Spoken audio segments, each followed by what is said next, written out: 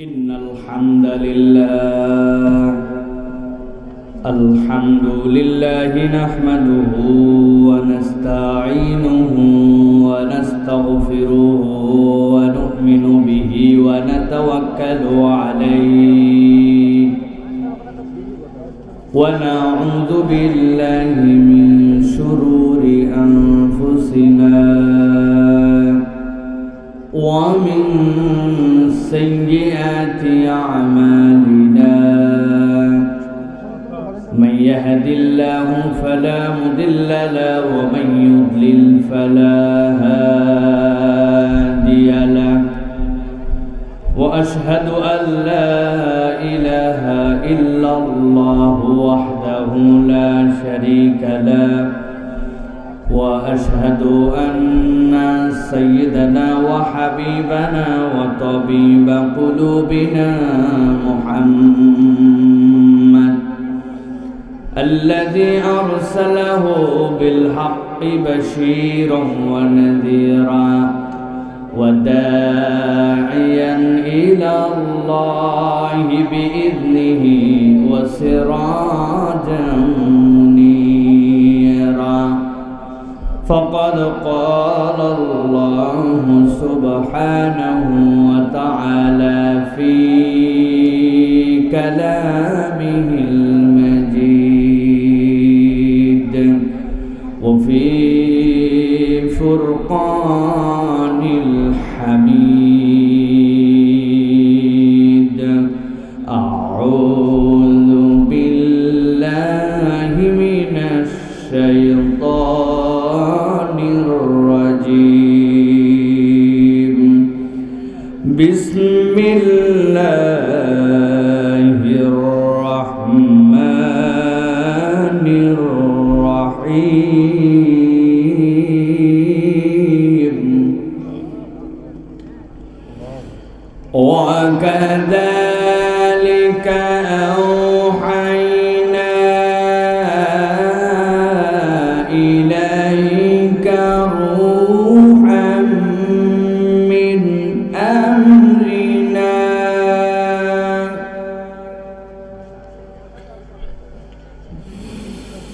ما كنت تدري ما الكتاب ولا الإيمان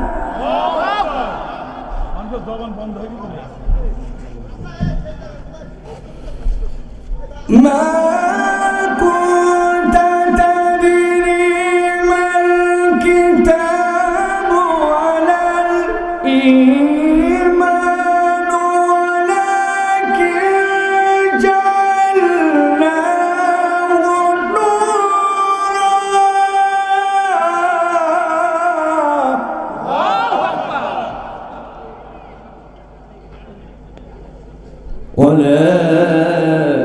ولكن جعلناه نورا نهدي به من نشاء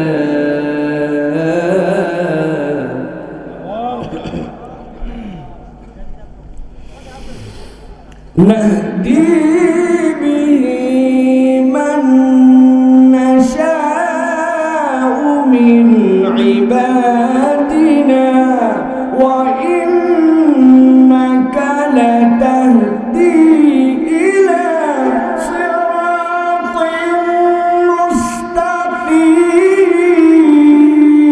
مستقيم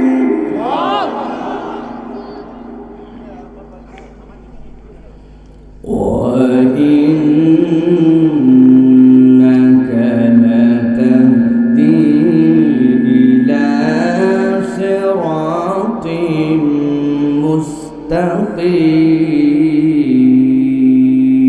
مستقيم وقال الله سبحانه وتعالى آمرا ومخبرا إن الله وملائكته يصلون على النبي يا أيها الذين آمنوا صلوا عليه سلموا تسليما اللهم صل على محمد وعلى آل محمد كما صليت على إبراهيم وعلى آل إبراهيم إنك حميد مجيد اللهم بارك على محمد وعلى آل محمد كما باركت على إبراهيم وعلى آل إبراهيم إنك حميد مجيد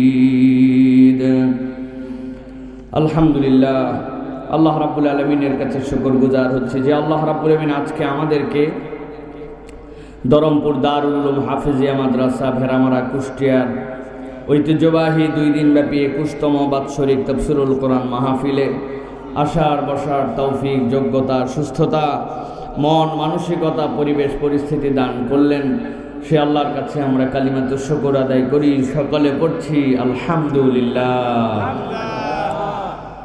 দরুদ এবং সালাম বর্ষিত হোক মানবতার মহান মুক্তির দূত আকায়ে নামদার তাজদারে মদিনা আপনার আমার প্রিয় রাসূল জনাবে মুহাম্মদুর রাসূলুল্লাহ সাল্লাল্লাহু আলাইহি ওয়াসাল্লাম। সম্মানিত আজকের এই মাহফিলের সভাপতি, সম্মানিত উলামায়ে কেরাম, ফুজালায়ে জাম, বিশেষ করে আপনাদের এলাকার কিছু তরুণ আলেমে দ্বীন যারা আপনাদের একই সাথে কৃতি সন্তান, মঞ্চোপবিষ্ট আছেন বিভিন্ন পর্যায়ের উলামায়ে কেরাম, ফুজালায়ে জাম, আমার সামনে উপবিষ্ট সম্মানিত মুরব্বিয়ানে কেরাম, আমার প্রিয় তরুণ যুবকেরা, দূর দূরান্ত থেকে আগত কোরআন শোনার জন্য কোরআন প্রিয় তাওহীদি জনতা, সকলকে একবার সালাম দিয়েছি। আরও একবার আপনাদের কাছে দোয়া চাওয়া এবং করার আশায় সালাম নিবেদন করছি। আসসালামু আলাইকুম ওয়া রাহমাতুল্লাহ। আপনারা ভালো আছেন ভাই? সবাই ভালো আছেন আপনারা? আপনাদের কি ভাই পেট ভরা, ফাঁকা, পকেট টাকায় ভরা? না। সকলে 100% সুস্থ? না। পেটও ভরা না, টাকাও ভরা না, 100% সুস্থ না, নানান ধরনের সমস্যা আছে। কিন্তু এইগুলো সবগুলাকে উপেক্ষা করে এই যে মাটির বিছানা গ্রহণ করা, আপনি কি মনে করছেন আপনার আমার মতো সেম যোগ্যতার সব লোক কি এখানে আসতে পারছে? কথা বললেন ভাই, পারছে? এই সিজনে আমার প্রথম শীতে মাহফিল, এইটা হচ্ছে শীতের মাহফিল। এর আগে একটা চুয়াডাঙ্গায় করছি, ওই দিন শীত ছিল কিন্তু বুঝতে পারি নাই। আর আজকে প্রথম এই যে আপনাদের এলাকায় পাল্লা বলে না ভাই, এই যে কুয়াশা পড়তেছে, কুয়াশা নিয়র পড়তেছে, শিশির পড়তেছে, শিশির সিক্ত পরিবেশে আপনারা বসে আছেন। আমার জিজ্ঞাসা, সব মানুষ কাছাকাছি আমাদের সমান হলেও সবাই কি এখানে আসতে পারছে ভাই? আচ্ছা, কখনো কি জিজ্ঞাসা করছেন আচ্ছা আমারও ব্যস্ততা আছে, তারও ব্যস্ততা আছে, আমারও মোবাইল চাপলে চাপতে পারি, সেও চাপলে চাপতে পারে, আমিও ইচ্ছা করলে সময়টা অন্যদিকে ঘুরে পার করতে পারি, সেও পারে, তাহলে আমি এখানে আসলাম আর সে আসতে পারলো না কেন? লোক তো এ কয়টাই এলাকায় না। কথা ঠিক কিনা ভাই? কখনো ভাবছেন কেন পারলো না? মানে কারণটা কি? What's the reason? আমি একটা কারণের কথা আপনাদেরকে বলি ভাই। আপনাদের এই মিরপুর এই অঞ্চলে, ভেড়ামারাই অঞ্চলে, কুষ্টিয়ার ভেড়ামারাই অঞ্চলে আপনাদের কি এইদিকে ভাই মাটিতে চুলা ফেলে ভাই? মাটিতে চুলা করে, একদিক দিয়ে আগুন দেয়, 3টা মুখ রাখে, 3 দিক দিয়ে জাল বের হয়, করে ভাই? একটু হো হা করেন, যদি মিলে তো হ করেন, না হলে করেন না। মাটিতে চুলা বানায় ভাই? এখন মাটিতে যে চুলা বানায়, একদিকে জাল দেয়, 3 হাঁড়ি একসাথে দেওয়া যায়, 4 চুলাও হয়। সব বৃষ্টি হয়েছে আথারে পাথারে, কখনো উত্তরের ষাট, কখনো দক্ষিণের ষাট, পূর্ব পশ্চিম, পানি ঠেলায় চুলা ভিজে গেছে। আমাদের এলাকায় বলে ভুজা শিলাকে চুলা স্যাঁতস্যাঁতা হয়ে গেছে, হয় না ভাই? এখন পরের দিন সকালবেলা জাল জ্বলাবে, বৃষ্টি গেছে, হালকা রোদ উঠছে, কিন্তু চুলা ভিজা, আশপাশ ভিজা, তলে ভিজা, খড়িও কিছু ভিজা। বুঝে থাকলে বলেন, এই চুলা ধরানো সহজ না কঠিন? এমন ভাবে বললেন মনে হচ্ছে যেন আপনারা কত চুলা ধরাইছেন। এটা মহিলারা ঠিকঠাক মতো বলতে পারবে সহজ না কঠিন, ঠিক না? কিন্তু আমরাও দেখে বুঝছি এইটা সহজ কাম না, ঠিক না?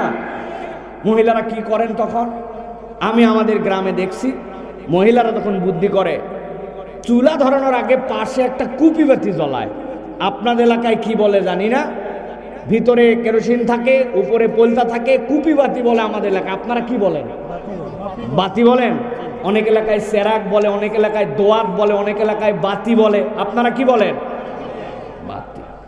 এখন ওই মহিলা সুন্দর করে প্রথমে একটা ম্যাচের কাঠি ঠুকে বাতি জ্বলবে, এরপরে ওই জায়গায় খড়ি দিবে, ওই জায়গায় শুকনা কাগজ দিবে, ওই জায়গায় শুকনা পাতা দিবে, দিয়ে চুলা ধরে যখন ঠিকঠাক মতো তখন কুপিটা আস্তে করে নিভাই দেয়, ঠিক না ভাই?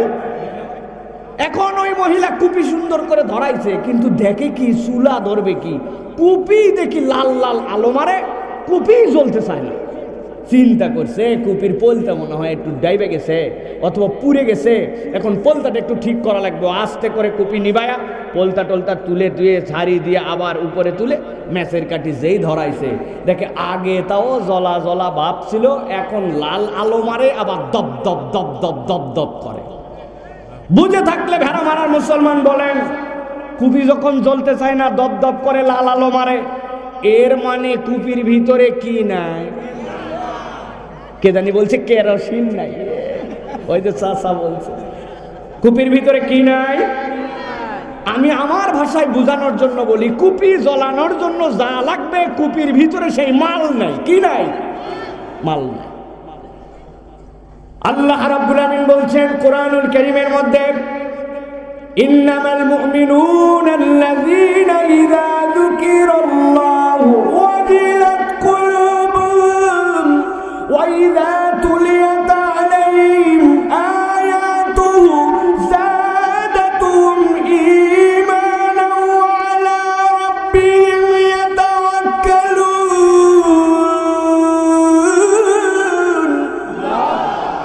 আল্লাহ বলছেন, দুনিয়ার মানুষ, তুমি নিজে নিজে ঘোষণা দিচ্ছ, নিজে নিজে দাপট নিয়ে বলছো আমি হচ্ছি মুমিন। আল্লাহ বলছেন তোমার এই কথায় ঈমান সাব্যস্ত হবে না, তোমার এই কথায় তুমি যে মুমিন এটার পরিচয় হবে না। আমি আল্লাহ পরিচয় দিচ্ছি, ইন্নামাল মুমিনুন, নিশ্চয় ঈমানদার হচ্ছে সে যখন ওই বান্দার সামনে আল্লাহ রাব্বুল আলামিনের জিকির করা হবে, ওই বান্দাটার স্বাভাবিক থাকবে না। আল্লাহ বলছেন ওয়াজিলাত কুলুবুহুম, চুলার উপরে জ্বলায় দিয়েছেন আপনি এক পাতিল ভর্তি করে দুধ, জাল যদি বেশি নিচে জড়ে যায়, ওই চুলার মধ্যে অর্ধেক হয়তো পাতিল ছিল, কিন্তু এমনভাবে ফেনা উঠতে শুরু করে দুধ উপচাইয়া পড়ে যেতে চায়, ঠিক কিনা?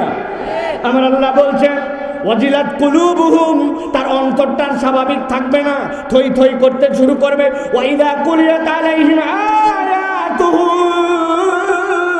আর যখন তার সামনে আল্লাহর আয়াত তেলাওয়াত করা হবে, আল্লাহ বলছেন যাদাতুহুম ঈমানা, আগের ঈমান আর তার থাকবে না, তার ঈমানটা বেড়ে যাবে। কত দূর পর্যন্ত বাড়বে?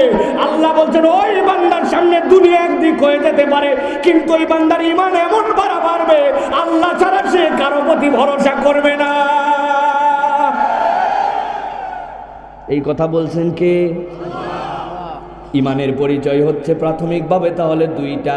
আল্লাহর জিকির হলে আপনার মধ্যে একটা ভিন্ন রকম আনন্দ আসবে, আর আল্লাহর কালাম তেলাওয়াত করা হলে আপনার ঈমানটা বৃদ্ধি পাবে। এখন সব আপনার আমার মতো কোরআনের ডাক শোনার পরেও কোরআনের কাছে আসে না, তাইলে গা জোর করে বললে হবে না আমার ঈমান ঠিক আছে। তোমার এই অবস্থা হলে ঈমান আবার রিভাইজ করা লাগবে, ঠিক না? বহু মানুষ আপনি খুঁজে পাবেন রাস্তা দিয়ে ঘুরতেছে, বাড়ির থেকে বলে আসছে আম্মা মাহফিলে যাচ্ছি, একবারও মাহফিলের দিকে আসে নাই, পাপড় খাচ্ছে, রাস্তায় ঘুরতেছে, কতকগুলা তো জমির আইল দিয়ে নিচে নামে ভুঁয়ের মধ্যে যায়া আসে না। আমি আপনাদের কাছে আরেকটা কথা বলবো, যদি মাইন্ড না করেন বলবো। এলাকায় জীবনে এরকম কোন কুত্তা দেখছেন? যদি কেউ দেখে থাকেন তাহলে আপনার সাথে আমি ওই কুত্তা দেখতে যাব। হুজুর কুত্তা বালুর ঢিপির উপরে শুয়েছিল, তাকায় দেখি শুয়ে মুতে দিছে। দেখছেন? জীবনে দেখছেন যে কুত্তা এইরকম করে বাঘের মতো বসে আছে, সর করে মুতে দিছে? দেখছেন? জীবনে শোয়া কুত্তা মুততে দেখেন নাই, কাঠ হওয়া কুত্তা মুততে দেখেন নাই, বসা কুত্তা মুততে দেখেন না। কুত্তা একমাত্র মুতে দাঁড়ায়া। কথা কি ঠিক কিনা? উনি উপর দিয়ে খালি ধোঁয়াই বার করতেছে না, নিচ দিয়ে কুত্তার মতো মানুষ হয়ে মুততেছে।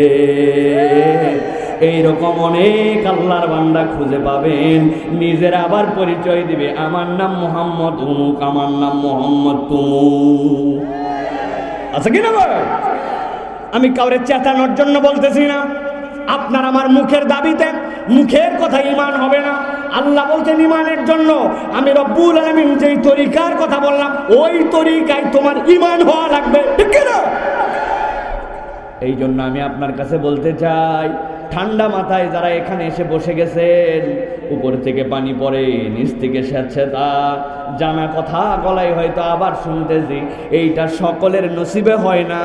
এর জন্য ঈমানের ন্যূনতম একটা পরিচয় লাগে।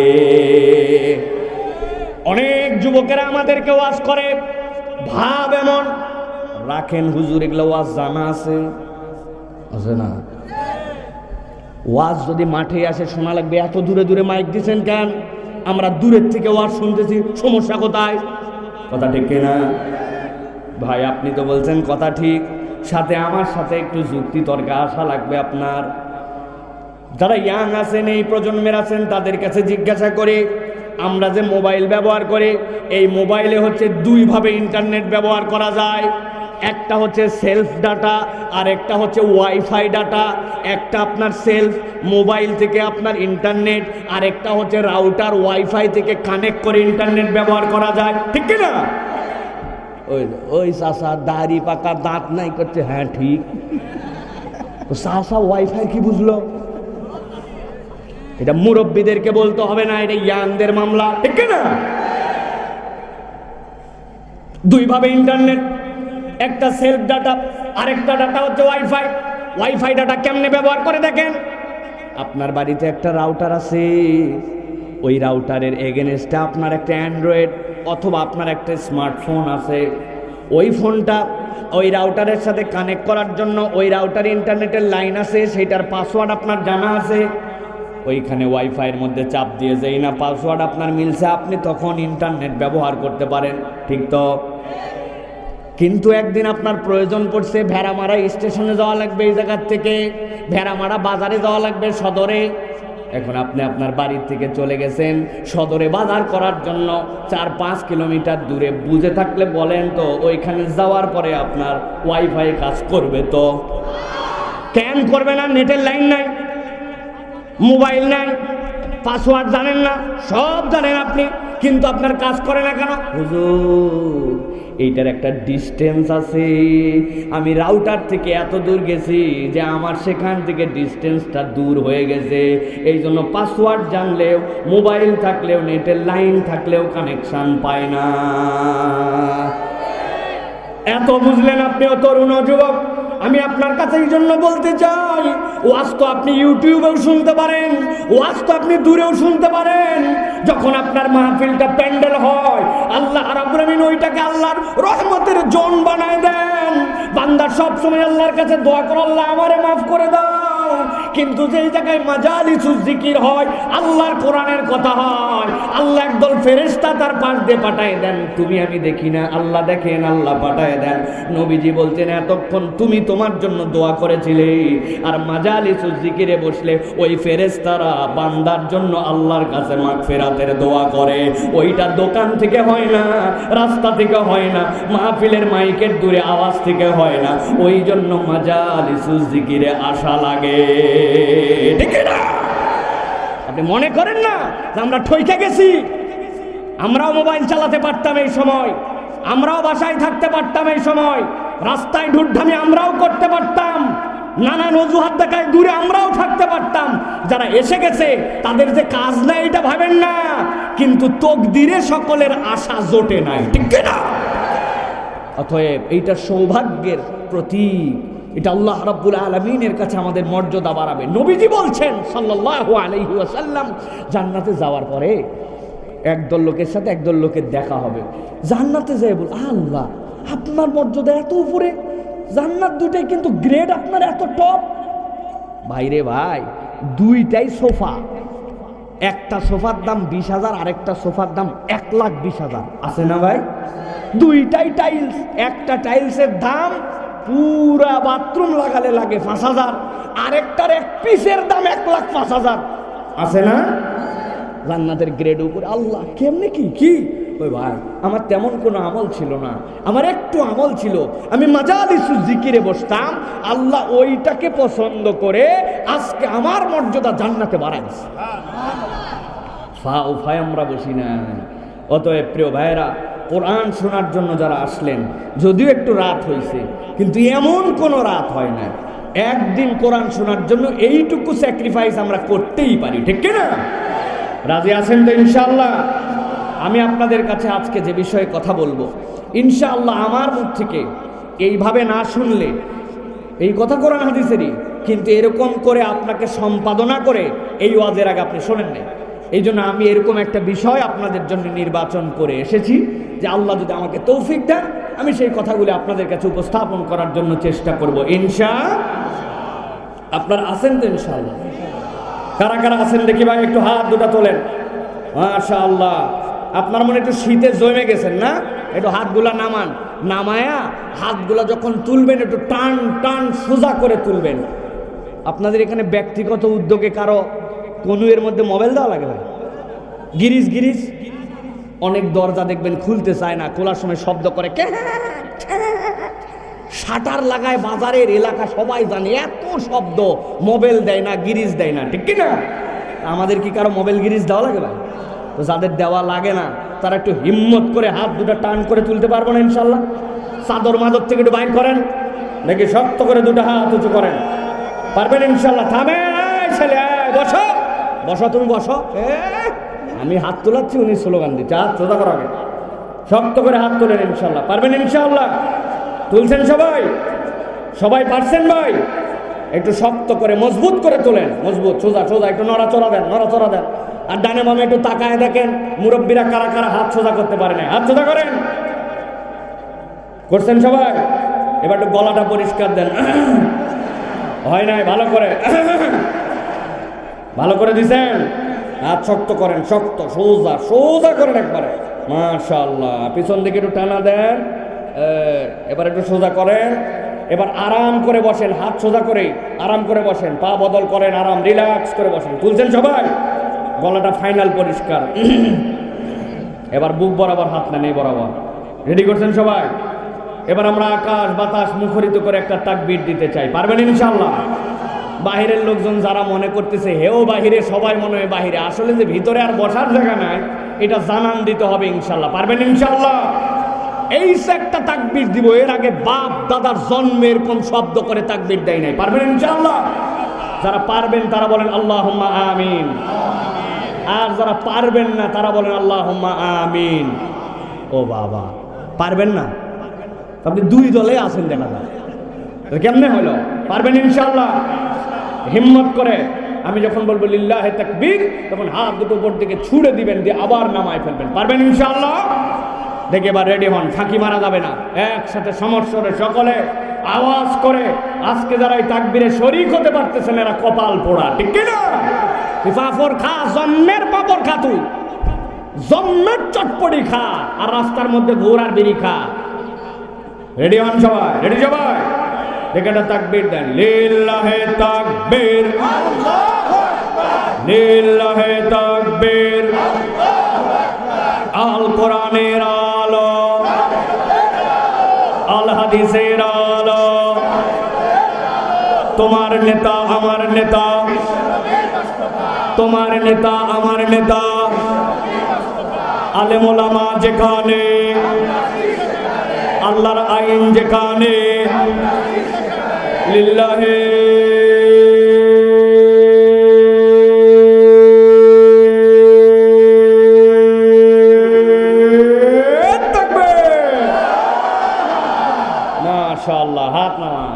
শয়তান আছে ভাই? আছে? শয়তান পালাইছে? আপনাদের কাছে কোনো প্রমাণ আছে? প্রমাণ নাই। আমার কাছে প্রমাণ আছে। আমি একটা প্রমাণ দেই আপনার কাছে, দেব? দেখবেন আপনার এলাকায় ভর দুপুর সবাই ক্লান্ত,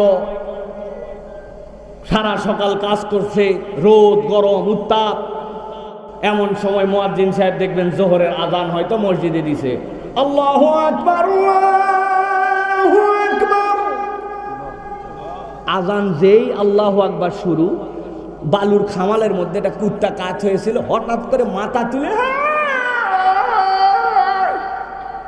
আসে না, কিরে তুই এতক্ষণ শুয়েছিলি, আযান শুনেছি, কি ব্যাপার?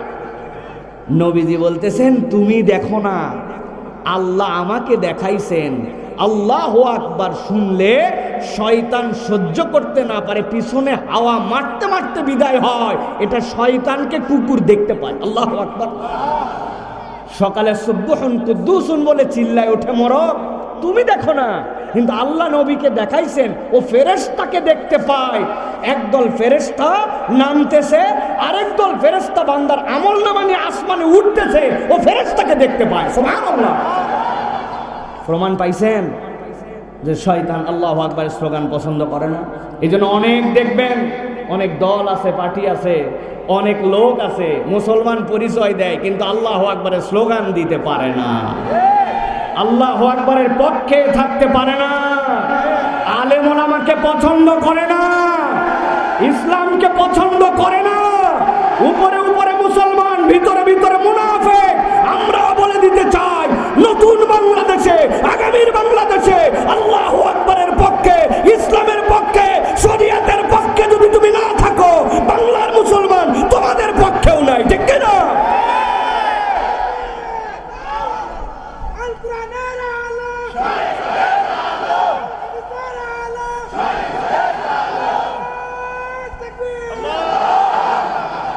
আলহামদুলিল্লাহ। প্রিয় ভাইরা, আমরা কোরআনের পক্ষে থাকবো তো ইনশাআল্লাহ। এক কাপ চা আর বিড়ি দিয়ে আবার আগের মতো করে ফেলায় না, বহুত বদ অভ্যাসের প্রমাণ আমরা দিছি।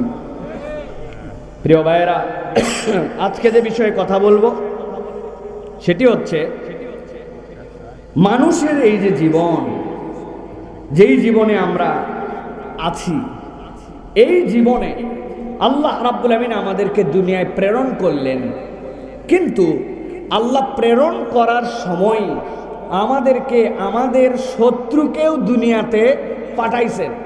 যদি চিনে থাকেন, জেনে থাকেন, নাম যদি জানা থাকে, তাহলে বলতে হবে আমাদের শত্রুর নাম কি? একসাথে বলেন, শত্রুর নাম শয়তান। শত্রুর নাম, সামনের এই জায়গার যে শ্রোতারা এরা হেভি অ্যাক্টিভ, আর পিছনে সাইড সুইডে যারা আছে তারা চিন্তা করছে ওরা যা বলে বলুক, আমরা পাশ থেকে সাইড মারি দেই না। ওই যে বাসের ড্রাইভাররা যেরকম বলে সাইডে প্লাস্টিক, ওস্তাদ সিধা টানেন, আপনারা জানেন প্লাস্টিক হয় না, সবগুলো এক লাইনে থাকতে হয়। আমাদের শত্রুর নাম আমি একবারও বলি নাই যে ভাই চিল্লায় বলেন, জোরে বলেন, খালি একবার বলছে আল্লাহর নামটা বলেন। এইগুলো আপনাকে চিল্লাতে হবে না, কিন্তু অংশগ্রহণ করতে হবে যাতে শয়তান আমাকে গাফেল করতে না পারে। তাহলে আমাদের শত্রুর নাম শয়তান। খুব ভালো কথা। আল্লাহ বলছেন যেই শয়তান তোমাদের শত্রু, এই শয়তানটা হচ্ছে তোমাদের জন্য প্রকাশ্য শত্রু। ইন্নাশ শাইতানা লাকুম আদুউম মুবিন। আল্লাহ বলছেন শয়তান তোমার প্রকাশ্য শত্রু। এখন জিজ্ঞাসা, এই যে আমি আব্দুল্লাহ সাইফুল্লাহ, গোপন না প্রকাশ্য? মাইক গোপন না প্রকাশ্য? এই লাইট গোপন না প্রকাশ্য? এই আমার ভাই বসে আছেন এই জায়গায়, গোপন তো না, প্রকাশ্য। এখন কথা হলো, সব প্রকাশ্য আল্লাহ বললেন, শয়তানও প্রকাশ্য, তাহলে শয়তানও প্রকাশ্য। এখন জিজ্ঞাসা করব, শয়তান কারা কারা দেখছেন ভাই? আছেন ভাই? হে হুজুর, তাইলে সবগুলা প্রকাশ্য বললেন, আবার শয়তানও প্রকাশ্য বললাম, দেখলাম না তো, কথা তো মিলল না। আমি ছোট্ট একটা উদাহরণ দেই, তাহলে আপনাদের কাছে পরিষ্কার হবে, দিয়েই আলোচনার মধ্যে ঢুকে যাবো, যাতে আপনার মাথার মধ্যে সারা জীবনের জন্য থাকে। কথা বলবেন, আপনাদের এই এলাকায় পুকুর আছে ভাই? পুকুরে মাছ ধরা হয় তো? আমার দেখা বেসিক 3 ধরনের মাছ ধরা হয়। একটা মাছ ধরে বড়শি দিয়ে, আরেকটা মাছ ধরে জাল দিয়ে, সে খেওয়া জালি হোক, টানা জালি হোক, খরা জালি হোক, জাল দিয়া, ঠিক না ভাই? আরেকটা মাছ ধরে অনেক দিন বড়শি ফেলাইছি, অনেক দিন জাল টানছি, কিন্তু এইবার চিন্তা করছি যা আছে আম সালা সহ ধরবো। এই জন্য এবার পানি ছেঁচে পুকুর সাফ করে তারপরে এবার মাছ ধরবো। পুকুর ছেঁচেও মাছ ধরা হয়, ঠিক কিনা ভাই? যদি ঠিক হয় হ্যাঁ বলবেন, আর না হলে হাত তুলবেন যে হুজুর বুঝিনি, অবজেকশন ইওর অনার, তখন আপনাকে আবার বুঝানো হবে। এখন ওই লোক এইবার চিন্তা করছে পুকুর ছেঁচা মাছ ধরবো, যা কথা তাই কাজ। আগের দিন রাত্রে মেশিন লাগাইয়া পুকুরের যা পানি ছিল সব তুলে সকাল 10টা 11টা পর্যন্ত মাছ মুছ সব ধইরা একবারে পুকুরের পানি আর নাই, শুধু এখন পুকুরের মধ্যে 1-1.5 হাত ক্যাতক্যাতানি কাদা। বুঝে থাকলে বলবেন পুকুরে পানি নাই, মাছ নাই, সব ধরা হয়ে গেছে, কিন্তু পুকুরের মধ্যে 1-1.5 হাত ক্যাত করে কাদা। এখনো কি পুকুরে কিছু মাছ ধরা বাকি আছে না নাই? আরে পানি নাই, কিছু দেখা যাচ্ছে না, তাও বলে আছে। কি আছে? শোল আছে, স্যাং আছে, কানস আছে, গুছি আছে, মাগুর আছে। কথা বলেন। ওই লোকের দিল বড়, বলছে বাবা বহু মাছ আল্লাহ দিছে, এখন এলাকাবাসী ধরে খা। সব ছেলে পেলে লাভ দিয়ে নামছে পুকুর থেকে, হাসতায় আর মাছ ধরে। কেউ কানস তোলে, কেউ জিয়াল তোলে, কেউ শোল তোলে, কেউ টাকি তোলে, কেউ স্যাং তোলে, ঠিক কিনা? এই যে তোলা তুলির আনন্দ, 5-7 বন্ধু মিলে তুলতেছে, একজনের কপাল খারাপ। এর কপালে কোনো মাছ ওঠে না, আর সবাই খালি ওরে দেখায় 7 নম্বর, 8 নম্বর, এর 0 নম্বর। এখন এ অনেকক্ষণ পরে কোন জায়গাটা ভুস করে একটুখানি কেবল পানি হাওয়া মারছে, লাফ দিয়ে নিচে হাত দিয়েছে, হাত দিয়ে ধরে বলছে আল্লাহ এতক্ষণ যে দেশ নাই, তোর প্রতি আমি খুশি। কারণ এরা এই পর্যন্ত যে এই সাইজ ধরছে, আর আমি যেটা এখন ঘেউ পাইছি, তোদের 10টার সমান একটা। ও নিচে হাত দিয়ে আছে, আর এতক্ষণ যারা টিটকারি মারছে তাদেরকে ডাক দে, টাকা টাকা কি তুলি দেখ। ও ভাই চিন্তা করছে আল্লাহ রে, এতক্ষণ পরে কি একটা পাইছে রে। সবার মন খারাপ, বড় মাছ তুললে অন্যদের মন ছোট হয়। ও আস্তে করে টান দিয়া সবাই রে দেখায়, কি তুলছে ভাই? বললেন না যে কি তুলছে? কি সাপ? ধোঁড়া। এসব কামড়ালেও বিষ ধরে না, ঠিক কিনা? কিন্তু ওই সাপ যে তুলছে ওইটা তবিয়ত মানুষের, যে ওইটা তোলার কারণে তার দিলের মধ্যে একটা ভয় আসছে। আল্লাহ বলতেছেন ইন্নাশ শাইতানা লাকুম আদুউম মুবিন, বান্দা জেনে রাখো শয়তান হচ্ছে এইরকম তোমার জন্য একটা প্রকাশ্য শত্রু। দেখতে পাও না, কিন্তু যখন জানবে তার খুতুয়াত, ফুট স্টেপ, তার অবস্থান, তার কাজ, ছোট হোক বড় হোক, আল্লাহ বলছেন সেখান থেকে তোমাকে বাঁচতে হবে। এই জন্যই শয়তান তোমার প্রকাশ্য শত্রু। আমার কথা নয়, আল্লাহ রাব্বুল আমিন বলতেছেন ইন্নাশ শাইতানা লাকুম আদুউন ফাত্তাখিযুহু আদুওয়া ইন্নামা ইয়াদউ হিজবাহু লিয়াকুনু মিন আসহাবিস সাঈর। আল্লাহ বলছেন দুনিয়ার মানুষ, আমি আল্লাহ তোমাদের জন্য বললাম নিশ্চয় জেনে রাখো শয়তান তোমাদের জন্য প্রকাশ্য শত্রু। অতএব আমি আল্লাহ তোমাদের জন্য দায়িত্ব দিলাম ফাত্তাখিযুহু আদুওয়া। পণ্ডিতি করে কখনো মনে করো না যে শয়তান যদি জেনেই ফেলেছে কাজ তারপরেও করলে কি হবে, এই বয়সে একটু করেই থাকে, বয়স গেলে ঠিক হয়ে যাবে, এইরকম কোনো কল্পনার মধ্যেও আনবা না। আমি আল্লাহ তোমার জন্য বললাম শয়তান হচ্ছে প্রকাশ্য শত্রু, অতএব শত্রুকে তুমি শত্রু জ্ঞান করো, ঠিক না? তাহলে আমাদের কনসেপ্ট পরিষ্কার, শয়তান প্রকাশ্য শত্রু, ঠিক না? আজকে মূলত আমরা যে এই পয়েন্টটা নিয়ে আপনাদের সামনে কথা বলবো সেটি হচ্ছে শয়তান প্রকাশ্য শত্রু, কিন্তু শয়তান মানুষকে একভাবে ধোঁকা দেয় না। শয়তানের ধোঁকা দেওয়ার ডিফারেন্ট কাইন্ড অফ কৌশল আছে, যেইগুলো আমরা জানি না জন্য শয়তানের ধোঁকায় পড়ি। আজকে আমরা সংক্ষিপ্ত সময়ে যে বিষয়ে জেনে বুঝে এখান থেকে যাব কোরআন হাদিসের আলোকে, সেটি হচ্ছে শয়তান আমাদেরকে 6টা কৌশলে ধোঁকা দেয়। এই 6টা ঘাঁটি যদি কেউ চিনে ফেলে, 6টা স্টেপ যদি কেউ জেনে ফেলে, তাহলে আর শয়তান তাকে ধোঁকা দিতে পারবে না। আর এর মধ্যে যদি আমি পড়ি, আজকের থেকে তওবা করে জীবন পরিবর্তনের সিদ্ধান্ত নিয়ে বাড়িতে যাব ইনশাআল্লাহ।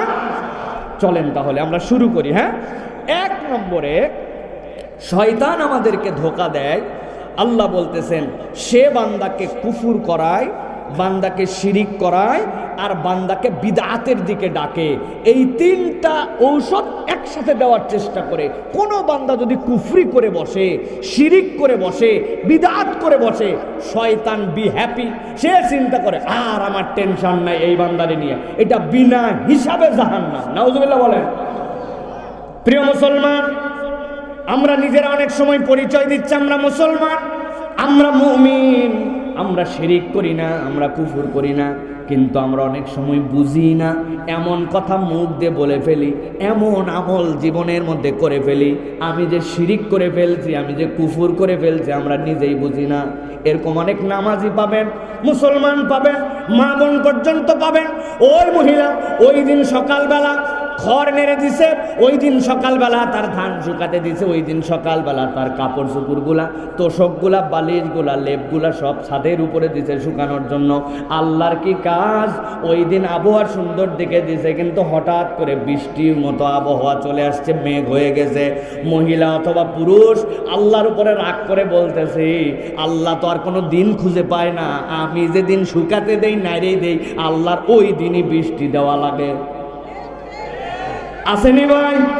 আপনি মুসলমান পরিচয় দিচ্ছেন, কিন্তু হয়তো এই কথার দ্বারা আপনি কুফরি করে ফেলছেন, আপনি নিজেই জানেন না। আল্লাহ তার লোক খুঁজে পায় না, খালি আমার বাচ্চাটারই অসুখ দেওয়া লাগে।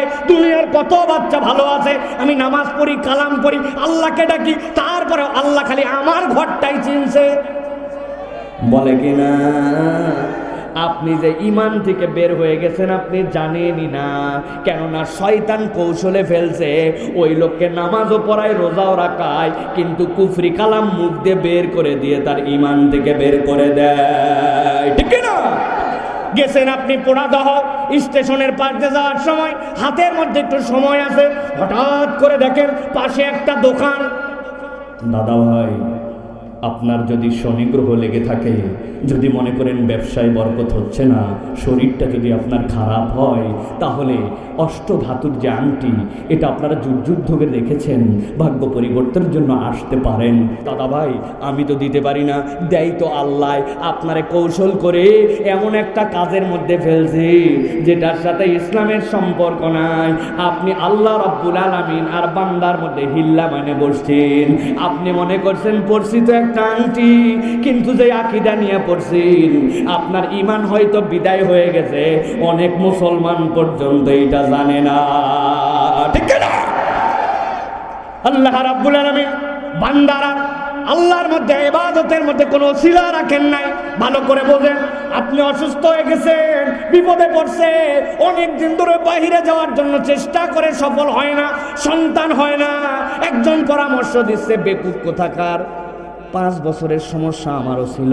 তারপরে কি হলো, মহস্থানে চলে গেছিলাম রাজশাহীর শাহ মাকদুম, চলে গেছিলাম শাহজালাল, টাকার একটু বেশি থাকলে চলে গেছিলাম আজমির শরীফ।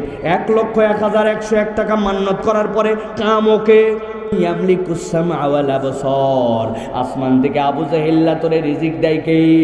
জমিন থেকে রিজিক দেয় কে? আবু লাহাব বল। তোর চোখকে দিল, কানকে দিল। আবু জাহেল, আবু লাহাব, উতবা সাহেবারা চিল্লায় বলছে সায়াকুলুন আল্লাহ, অবশ্যই আল্লাহ দেয়। তাইলে যে লাতুজ্জামানা থবলের কাছে তোদেরকে যাইতে দেখলাম, কলকাতাকার আমরা কি ওই জন্য যাই না কি ওর কাছে? দেখলাম যে তুই মান্নত করলি, দেখলাম দুধ দিয়ে গোসল করালি, দেখলাম ছাগল তার সামনে বলি দিলি, দেখলাম কালো মুরগি তার সামনে এক কোপে কল্লা আলাদা করলি। বলতেছে বোঝো নাই তুমি?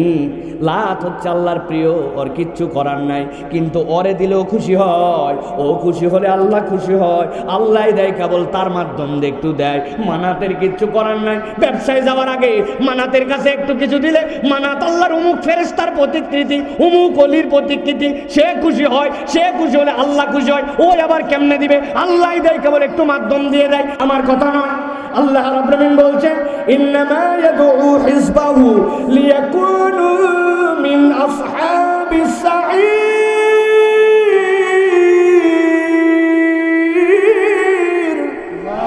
কেবল শয়তান একাই ডাকে না, আল্লাহ বলছেন তার দল বল সহ ডাকে। আপনি শয়তানের দল দেখতে পান না। যারা এইরকম করে মাজারের দিকে ডাকে, যারা এরকম করে মেলার দিকে ডাকে, যারা এরকম করে গাজার আসরের দিকে ডাকে, এইগুলা হচ্ছে শয়তানের দুনিয়ার চেলা।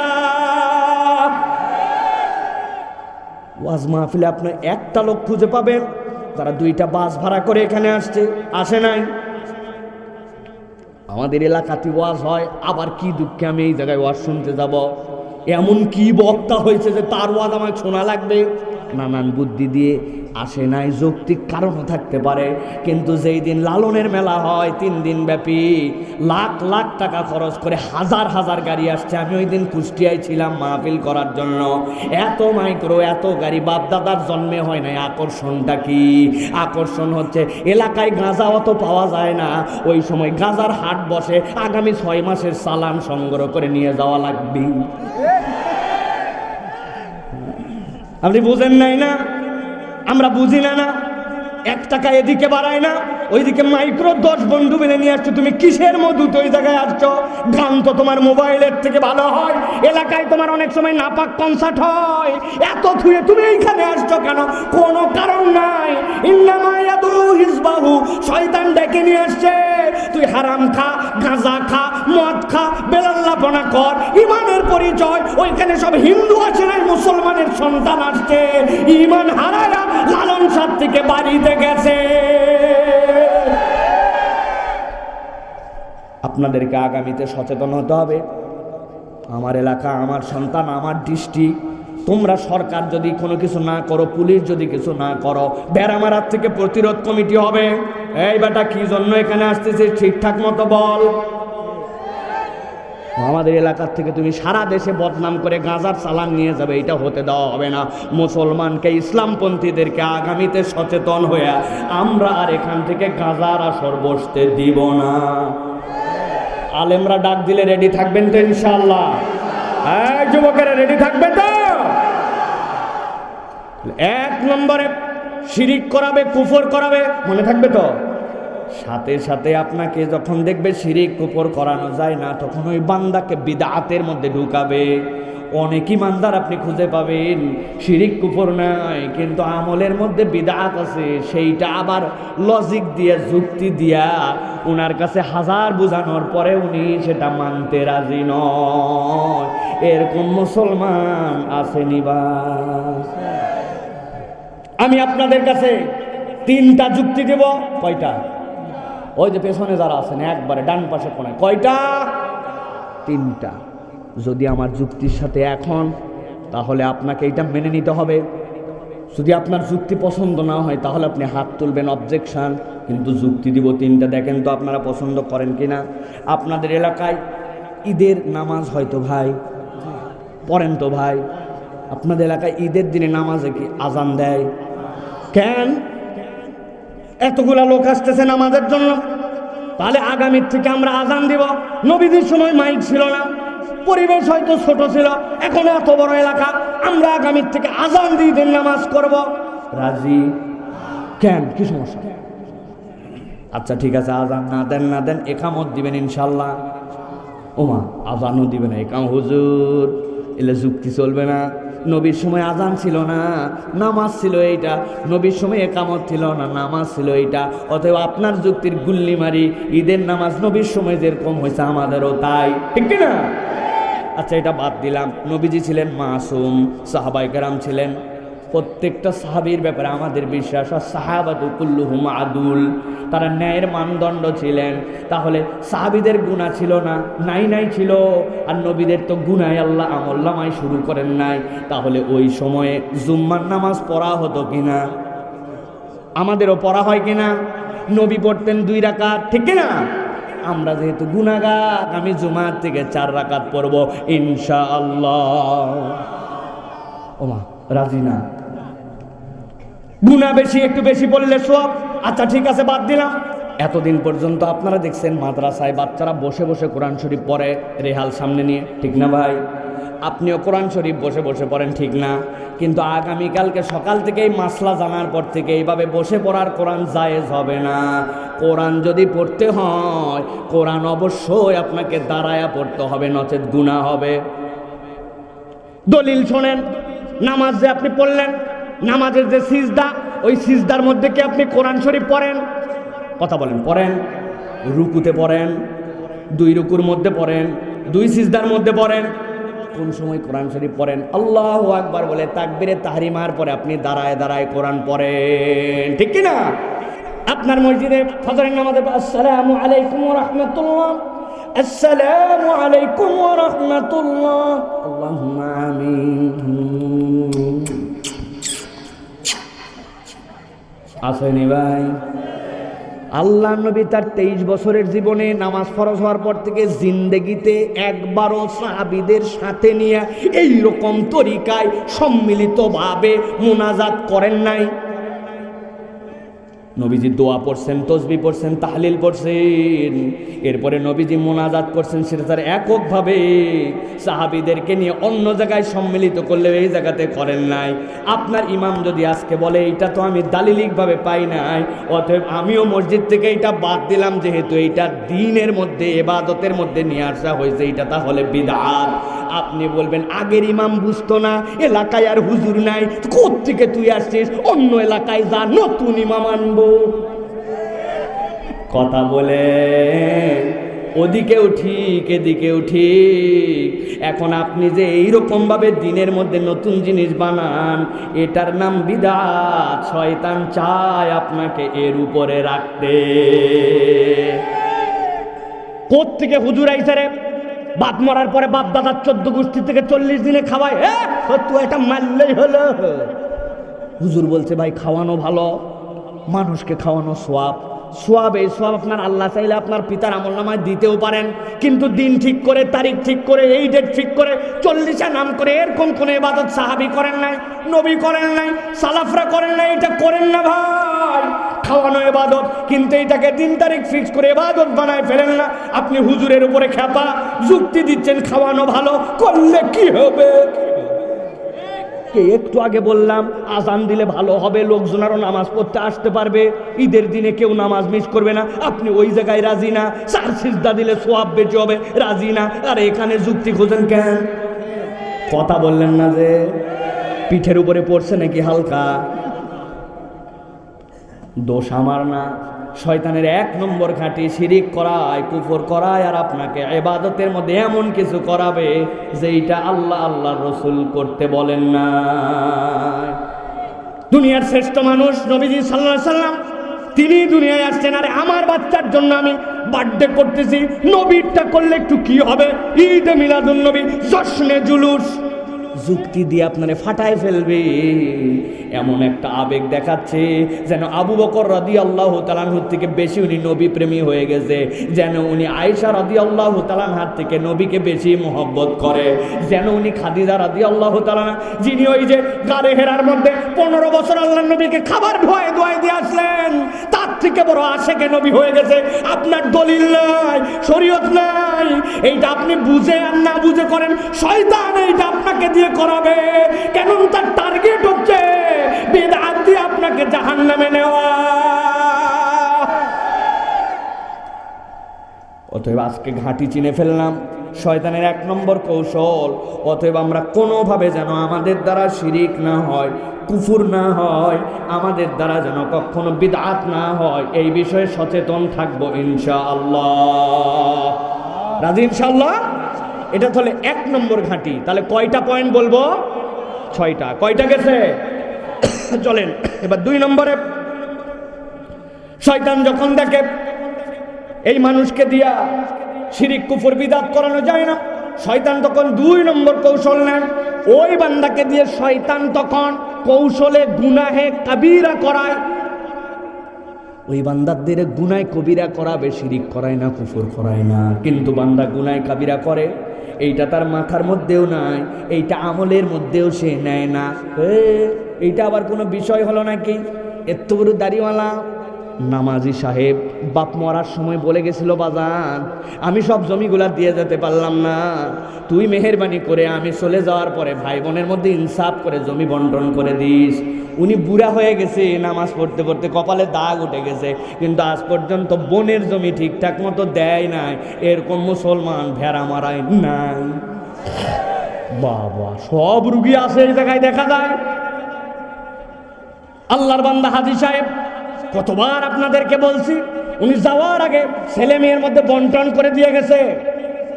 1 মেয়ে 3 ছেলে। মেয়েকে বলছে, বাবা এই ভিটার মধ্যে রাস্তার ধারে তোকে 1/2 বিঘা দিলাম, আসার সময় হজের থেকে আল্লাহ বাঁচালে তোর জন্য একটা গলার মালা, নাতি নাতনির জন্য আংটি। টেনশন করিস না, তুমি ফিরতে পারি কিনা জানি না, দোয়া করিস মা ফিরতে জানি পারি। ও ভণ্ড। বাকি যে 13 বিঘা জমি ছিল, 2 ছেলের মধ্যে ইনসাফ মতো বন্টন করে দিছে। মহিলার কাছে এরকম ব্ল্যাকমেল করে নিজের কন্যাকে বঞ্চিত করে হাজী সাহেব হজে চলে গেছে। মক্কায় যাওয়ার পরে খানায় কাবা দেখলে সকলেরই উত্তেজনা হয়, খানায় কাবা দেখলে কান্না আসে। ওই হাজিও খানায় কাবা দেখে কাঁদতেছে। লোকজন চিন্তা করছে কান্দে, কিন্তু এই হাজি এত বেশি কান্দে কেন? যাই শুনতেছে, দোয়া কি করে, আল্লাহ আশা রাখবে একটু ভুল করে, কত বড় বদমাইশ। আল্লাহ ছেলে মেয়ের মধ্যে একটু বেইনসাফ করে ফেলছে। আল্লাহ কাবা দেখার পরে সব গুনাহ মাফ হয়, তুই আমার এই গুনাহটা মাফ করে দে। আল্লাহর ফেরেশতা সব দেখে। ফেরেশতা নামার বিধান নাই যদি থাকতো, আল্লাহ নামায় চটকানি মারতো, হাজিরে বদমাইশ, কানতে কানতে যদি খানায় কাবাই তুই বন্যা মেনে ফেলিস। কিন্তু যদি বান্দার হক নষ্ট করে আসিস, বান্দার হক নষ্ট করা কবিরা গুনাহ, এইটা আল্লাহ মাফ করে না। ঠিক না? শত শত এরকম লোক খুঁজে পাবেন। উনি বিরাট বড় কৃষক সাহেব, এত বড় দাড়ি, এলাকায় মুরব্বী হয়ে গেছে। সকালবেলা মাঠের দিকে ভূঁয়ের দিকে রওনা হয়েছে। লোকজন বলছে, এত সকালে? বলছে, রোদ উঠলে আর কাজ করতে পারি না, এই জন্য কোদাল নিয়ে একটু আমার জমির আল কাটা হয় না, আল কাটতে যাচ্ছি। আসলে মরদ আল কাটতে যায় না, ওই পারের জমিওয়ালা যার সাথে আল লাগানো, উনি এখনো আল কাটে পারে নাই। উনি আল কাটার নাম করে 4 আঙ্গুল একটু জমি ঠেলতে চায়। এরকম আমল কাদের কাদের আছে? হাত তোলেন এখানে। আলহামদুলিল্লাহ। প্রিয় ভাইয়েরা, ভালো করে বোঝেন, শয়তান আপনাকে কৌশলে ফেলবে। শয়তান বুঝাবে এটা কোনো ব্যাপার না, হালকা একটু মদ খাওয়া যেতে পারে, সব দিন তো খাই না। ঈদ চাঁদের বলে একটা কথা আছে, ঠিক না? সুন্দর করে চারিদিক দিয়ে ঘেরাও দিয়ে কাপড় দেয়। এক দোস্ত বলছে, তুই ভিতরে ঢোক। ঢোকার পরে 2টা বিড়ি নে, ভিতরের মাল ফেলা, আমি আসতেছি। ভিতরের মাল ফেলানোর পরে কোত্থেকে পুরিয়া নিয়ে আসছে, হাতে করে কুসকুস কুসকুস করে কাছে ওর মধ্যে ঢুকায় দিয়ে দিছে টান। 1 টানেতে যেমন তেমন, 2 টানেতে রাজা। ভেড়া মারা অঞ্চলে যে খায় উহার নাম। বুঝাইছে ঈদ চাঁদ একটু নেওয়া লাগে। প্রিয় মুসলমান, এটা শয়তানের কৌশল। আপনি আজকের থেকে যদি জেনে ফেলেন, মদ মাদকতা এইটা গুনাহে কাবীরা, জুলুম গুনাহে কাবীরা, সুদের সাথে আপনি জড়িত, এইটা গুনাহে কাবীরা। আপনি যদি এইগুলা করেন, শয়তান আপনারে কৌশলে ফেলে আপনাকে জাহান্নামে নেবে। অনেক সলিড মুসলমান পর্যন্ত এইগুলা অপরাধের সাথে জড়িত হয়ে যায়, ঠিক না? খুব সাবধান প্রিয় ভাইয়েরা। সুদ তো এলাকায় নাই, কিন্তু অনেক এলাকায় সাংঘাতিক সুদ আছে। এলাকায় আছে নাকি ভাই? না, এলাকায় সুদের কারবার টারবার নাই। আমি অনেক এলাকায় শুনছি এরকম আছে, এত বড় দাড়িওয়ালা, সুন্দর চেহারা, আসরের নামাজ পড়ে হাতের মধ্যে তসবি নিয়ে কেবল বার হয়েছে, দোকানে যায় বলছে, বাজান 1 খিলি পান দে তো। পান অর্ডার হতে হতে এক ছেলে এসে বলছে, বাবা 1,000 টাকা একটু হাওলাত দিবেন। হাতে টাকা নাই, শর্ট। বলছে, চাচা বড় বিপদ, বাচ্চার ডাক্তার দেখান লাগবে, 1,000 টাকা। বললাম হাতে টাকা নাই, আবার ডিস্টার্ব করে। বলছে, চাচা না বুঝে এত লোক থাকতে আমি আসি নাই, বুঝে আপনার কাছে আসছি। কি বুঝে আসছিস? আজকে হচ্ছে রোববার, 1,000 টাকা দিবেন, আল্লাহ বাঁচালে আগামী বৃহস্পতিবার 1250 রিটার্ন। ব্যাককল কোথাকার, মানুষের হাতের টাকা থাকে নাকি? বাড়ির চল। বাড়িতে নিয়ে চলে গেছে, 1,000 টাকা হাওলাত দিয়ে দিছে। দিয়ে বলছে, লাগলে আরো বল, তো চাষিও এই ব্যবসা করতেছে, তবে যা করবি তাড়াতাড়ি কর, ছোট দিনের বেলা মাগরিবের আজান দিছে, নামাজ ধরবো। আসরের নামাজ পড়ে আসি, দাদনে টাকা লাগায়, সুদে টাকা খাটায়, সুদে টাকা তোলে, আবার মাগরিবের নামাজ পড়তে যায়। এত বড় দাড়িওয়ালা ইমানদার নামধারী আমাদের এলাকায় না।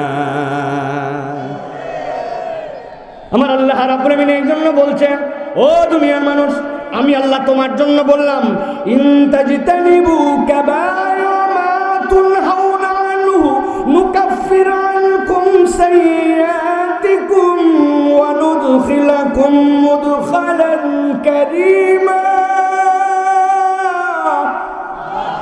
দুনিয়ার মানুষ, জান্নাতে যাওয়া তোর জন্য কঠিন নয়।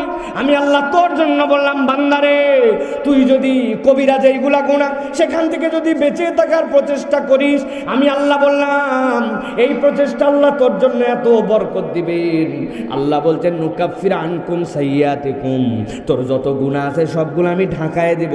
অনুদখিলাকুম মুদখালান কারীমা, আমি আল্লাহ তোর কবিরা থেকে বাঁচার প্রচেষ্টার কারণে আমি আল্লাহ তোকে জান্নাতে ঢুকাবো। সুবহানাল্লাহ। আর আপনি বলেন মিথ্যা ছাড়া ব্যবসাই হয় না। হ্যাঁ, মিথ্যা ছাড়া ব্যবসাই হয় না, আপনি বলে মিথ্যা বলেন। গালি ছাড়া লোকই চালানো যায় না, এই বলে আপনি গালি দেন। হ্যাঁ, অথচ আল্লাহ এগুলো নিষেধ করছেন। কবিরা গুনাহ, দোষ তো আমার না, শয়তান তো আমারে দিয়ে এইটা করাচ্ছে। আমি জেনে ফেলছি আজকের থেকে যে তুই আমার এই কৌশলে জাহান্নামে নিবি। আমি আর মিথ্যা কথা বলতে পারি না, আমি আর ধোঁকা দিতে পারি না, আমি অন্যায়ভাবে কারো একটুকু জমি নিতে পারি না। আমি মাজলুম হতে রাজি, আমি জালেম হব না, ঠিক কিনা? কেমনে জালেম হয় দেখেন না দেশের অবস্থা। দেশের টাকা খাইয়া পড়ে ব্যাংক আলগা করে দিয়ে যেই রাস্তা 20 বছর যাওয়া লাগবে ওই রাস্তায় 1 বছর যায় না, উমদা করে ফেলে দিতে, ঠিক কিনা? তার কাছে ছোট গুনাহগুলো বলে গুনায় সগীরা। বলে না ভাই, গুনাহ সগীরা বলতেছেন আপনি, নবীজি বলতেছেন শয়তানের 3 নম্বর কৌশল হয় বান্দার কাছে চোটা ফাটা গুনাহগুলাকে হালকা বানায় দেওয়া। নবীজি একটা ইন্টারেস্টিং গল্প বলেছেন। নবী বলছেন, খোলা একটা মাঠে সবাই যাই পৌঁছায় গেল, যাওয়ার পরে এখন খাবার রান্না করবে। একজন লোক যদি যায়, যাওয়ার পরে যদি তার খড়ি সংগ্রহ করে আনে, 50 জনের ধরেন রান্না হবে, একজন আর কতটুকু খড়ি আনতে পারবে? কিন্তু আল্লাহ নবী বলতেছেন খোলা মাঠে রান্না হবে, সকলেই সিদ্ধান্ত নিয়েছে সবাই চলে যাও, একটু একটু করে খড়ি নিয়ে আসো। কেউ বা 5টা পাইছে, কেউ বা 10টা, কেউ বা 1টা, কেউ বা পাই নাই, কিন্তু সবগুলা বোঝা নিয়ে আসার পরে যখন এক জায়গায় রাখছে, খড়ির স্তূপ হয়ে গেছে, আগুন ধরায় দিয়েছে, সব রান্নাবাড়ি হয়ে রান্নার কাজ সব শেষ হয়ে সবগুলা ধ্বংস, সবগুলা খতম। আল্লাহ নবী বলছেন উদাহরণ দিয়া, একটা লোক যদি যাইতো তাইলে যে পরিমাণ খড়ি আনতো এটাতে কিছু হতো না, কিন্তু সকলে মিলে অল্প অল্প করে আনার পরে তার আগুন জ্বলায় সবগুলারে শেষ করে ফেলাইছে। তুমি মনে করতেছ ছোট গুনাহ, ব্যাপার না, হতেই পারে, কিন্তু আল্লাহ নবী বলছেন এই ছোট গুনাহগুলা জড়ো হতে হতে হাসরের দিনে বান্দা যখন আমলনামায় দেখবে তার জাহান্নামে যাওয়ার কারণ আর তার আমলনামা ধ্বংস করে দেওয়ার জন্য এই ছোট গুনাহকে অবজ্ঞা করাই যথেষ্ট হয়ে যেতে পারে, যথেষ্ট হয়ে যেতে পারে। সাম্প্রতিক একটা ভিডিও আমরা দেখছি, প্ল্যাটফর্মে আসছে, এসে কুলিকে বলছে যে আমার ট্রেনে ওঠা লাগবে, ট্রেন নাকি ছেড়ে দেওয়ার জোগাড়। তখন কুলি বলছে যে আমি একটু ব্যবস্থা করতেছি, গার্ডকে বলতেছি একটু স্লো করার জন্য, আপনারা ধরায় দিচ্ছি। তার বিরাট বড় বোঝা কাঁধে করে তুলছে, বলছে তাড়াতাড়ি টানিয়ে দে, 200 টাকা দিয়ে দিবনি। উঠে গেছে, উঠে যাওয়ার পরে ট্রেন যেই ছুটে গেছে তখন 10 টাকা নাকি বের করে দিচ্ছে। কুলি দৌড়াচ্ছে, সাথে সাথে একজন ভিডিও করছে বলে আমরা দেখতে পেয়েছি। ওকে বারবার বলতেছে আল্লাহ কিন্তু আল্লাহর কাছে বিচার দিব, আপনি এরকম করেন না, আমার টাকাটা দেন। এখন আমরা তো এক সাইডেরটা শুনছি, অপর সাইডে কে ছিল তারে আমরা চিনি না। হয়তোবা তার কাছে কথার কথা বলছি, খুচরা না থাকতে পারে, বিপদে পড়তে পারে। কিন্তু আপনাকে মনে রাখতে হবে, আপনি যদি ইচ্ছাকৃতভাবে এই ফাঁকি দেন, এইটাকে আমলে না নেন, নবী বলছেন কোনো একটা শ্রমিকের ঘাম শুকিয়ে যাওয়ার আগে তুমি তাকে তার প্রাপ্য ফেরত দিয়ে দিবে। আপনি দায় থাকলেন, আপনার কাছে খুচরা না থাকলে 500 টাকা দিয়ে দিতেন, আপনার দায়বদ্ধতা থাকতো না, বেশি দেওয়ার কারণে আল্লাহর কাছে উজরত পাইতেন। কিন্তু ইচ্ছাকৃতভাবে যদি এটা ফাঁকি দেন, আপনি বান্দার হক নষ্ট করছেন। আপনি বান্দার হক নষ্ট করে তাহাজ্জুদ পড়েন, বান্দার হক নষ্ট করে হজ করেন, বান্দার হক নষ্ট করে দুনিয়া ফাটায় ফেলেন। আল্লাহর কাছে বান্দার হক নষ্ট করার গুনাহ বান্দার কাছ থেকেই ক্ষমা নেওয়া লাগবে। মনে রাখেন, অবৈধ টাকা অনেক কামাইছে, রাস্তার টাকা মেরে খাইছে, প্রজেক্টের টাকা মেরে খাইছে, বিভিন্ন টাকা মেরে খাই। আজকে একটু টাকা পয়সা হয়েছে, মাদ্রাসায় দান, মসজিদে দান, এলাকার দানবীর, সামনের ভোটওয়ালা আছে না? সাবধান প্রিয় ভাইরা, সাবধান বান্দার হক নষ্ট করা থেকে। জাতি যখন পচে যায়, তখন নিচ থেকে উপর পর্যন্ত তখন ধোঁকাবাজি শুরু হয়ে যায়, ঠিক কিনা? অতএব বি কেয়ারফুল।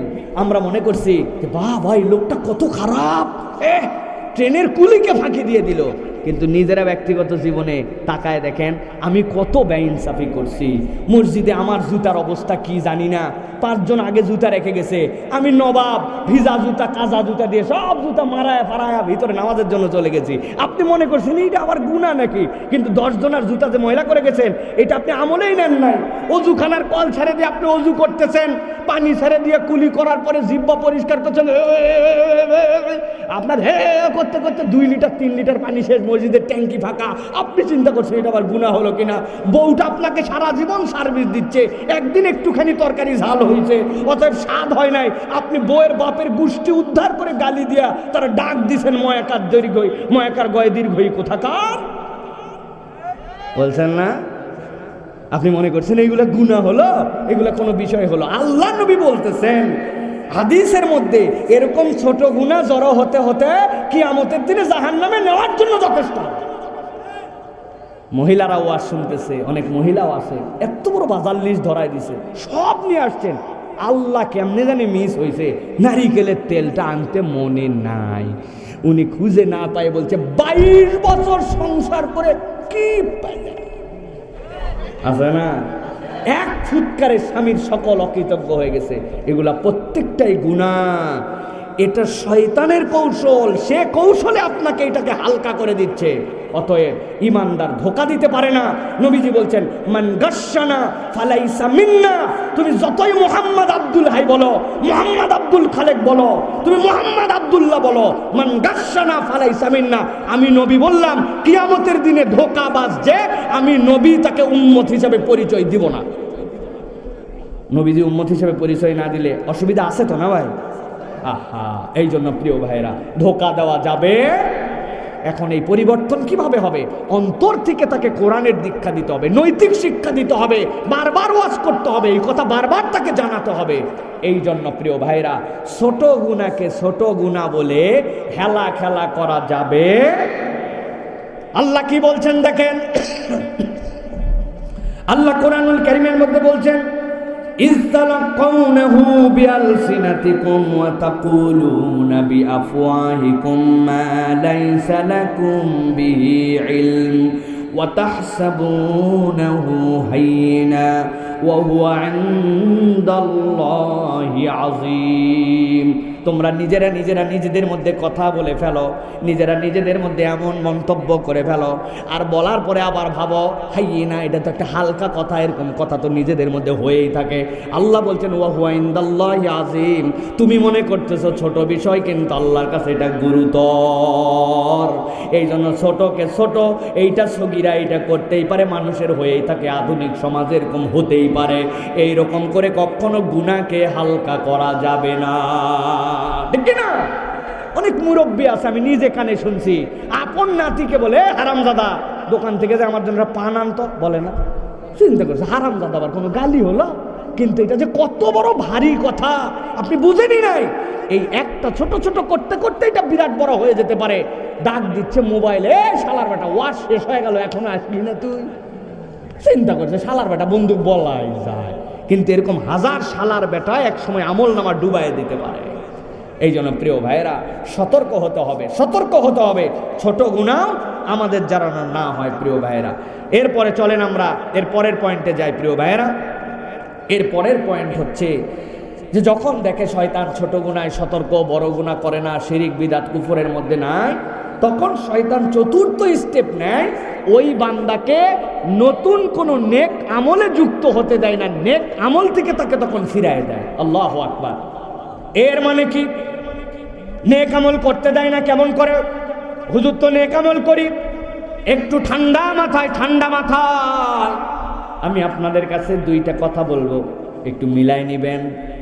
এখানে যাদের বয়স 50+ হয়ে গেছে একটু হাত তুলতে হবে বাবা, কষ্ট দিব। 50-এর উপরে যাদের বয়স, হাত উঠান না বা 50-এর উপরে, যারা 50-এর নিচে না 50-এর উপরে হাত নামান। এবার আপনাদের যাদের বয়স 50-এর নিচে আছে তারা একটু হাত তোলেন ভাই, হাত তুলছেন? এবার হাত নামান। যাদের বয়স 10 বছরের নিচে তারা একটু হাত তোলেন। 10-এর নিচে বাচ্চা কাচ্চা যারা আছে, ওই যে কয়েকটা আছে মাশাআল্লাহ, আমি আপনাদের কাছে এমনি এমনি হাত তুলাই নাই, আমিও এইটার আসামি। দেখেন তো, ওই যে ছোটবেলায় 10 বছর যখন বয়স ছিল মক্তবে গেছিলাম, হুজুর একটা পাইছিলাম, ছোট্টবেলায় কোরআন শিখেছিলাম, আলাম তারা থেকে সূরা নাস পর্যন্ত মুখস্থ করছিলাম, সানা মুখস্থ করছিলাম, দু একটা দোয়া মুখস্থ করছিলাম। বয়স ছিল 10, এখন আমার বয়স হয়ে গেছে 60, বয়স হয়ে গেছে 50, বিয়ে করছি, বাচ্চা কাচ্চা হয়ে গেছে। মানুষের জমিতে আগে চাষ করতাম, আল্লাহ এখন আমার জমি দিছি। মানুষের দোকানে কাজ করতাম, এখন আমার দোকান হয়েছে। আগে বাড়ি ছিল যেমন তেমন, আল্লাহ ছাদ দেওয়ায় আমার বাড়ি করাইছে। এরকম মানুষ এখানে আমরা আছি কিনা ভাই? কিন্তু বুকে হাত দিয়ে দেখেন, 10 বছর বয়সে যে 10টা সূরা, বাকি 50 বছরে আর একটা সূরাও আমার আমল নামায় যুক্ত হয় নাই। সানার অর্থটা যেই যে শিখে আসছিলাম, এরপরে আমি এখন পর্যন্ত ওই জানাজার দোয়াটা শিখতে পারি না। দোয়ায় কুনুতের মধ্যে দাঁড়ায় বোবার মতো চুপ করে থাকি, দোয়ায় মাসুরার অর্থটা জানি না। নতুন একটা আয়াত আমার জীবনে যুক্ত হয় নাই, নতুন একটা আরবি দোয়া যুক্ত হয় নাই। জীবনে কত কিছু করে ফেললাম, আগে চালাতে জানতাম না, এই বয়সে এসে মুরব্বী হয়ে স্মার্টফোন চালাতে শিখে গেলাম, হিসাব কিতাব সব শিখে গেলাম, কত ধরনের আধুনিকতার সুযোগ পেয়ে গেলাম। সাইকেল চালাতাম, মোটর সাইকেল চালাই, কিন্তু আমার আমল নামা ওই যে থেমে গেছে, ওই থামার পরে আর বাড়ে না। ঠিক বলেন না ভাই? ঠিক বলেন না? ঠান্ডা মাথায় নিজেরা একটু কল্পনা করেন, আমি সহ অনুভব করেন। আগে এশার নামাজের আগে মসজিদে একটু আগে আসতাম, 2 রাকাত তাহিয়াতুল ওযু পড়তাম, 2 রাকাত দুখুলুল মসজিদ, 4 রাকাত নামাজ আগে পড়ে এরপরে এশার নামাজ পড়তাম। এশার নামাজের পরে 2 রাকাত সুন্নতে মুআক্কাদা পড়ে আবার 2 রাকাত নফল পড়তাম, তারপরে বিতির পড়তাম। যাওয়ার আগে সুযোগ পাইলে অনেক সময় বসে 2 রাকাত নামাজ পড়ে কম বেশি 17 রাকাত নামাজ পড়ে এশা শেষ করতাম। আর এখন আমার এত ব্যস্ততা বাড়ছে, এশার নামাজের পরে ওয়াজিব 2 রাকাত নামাজও পড়তে পারি না, অনেকে বেতের পর্যন্ত পড়ে না। এরকম মুসলমান আমাদের মধ্যে আছে কিনা? নতুন আমল যুক্ত হচ্ছে না আমল নামায়। একটু হিসাব করেন।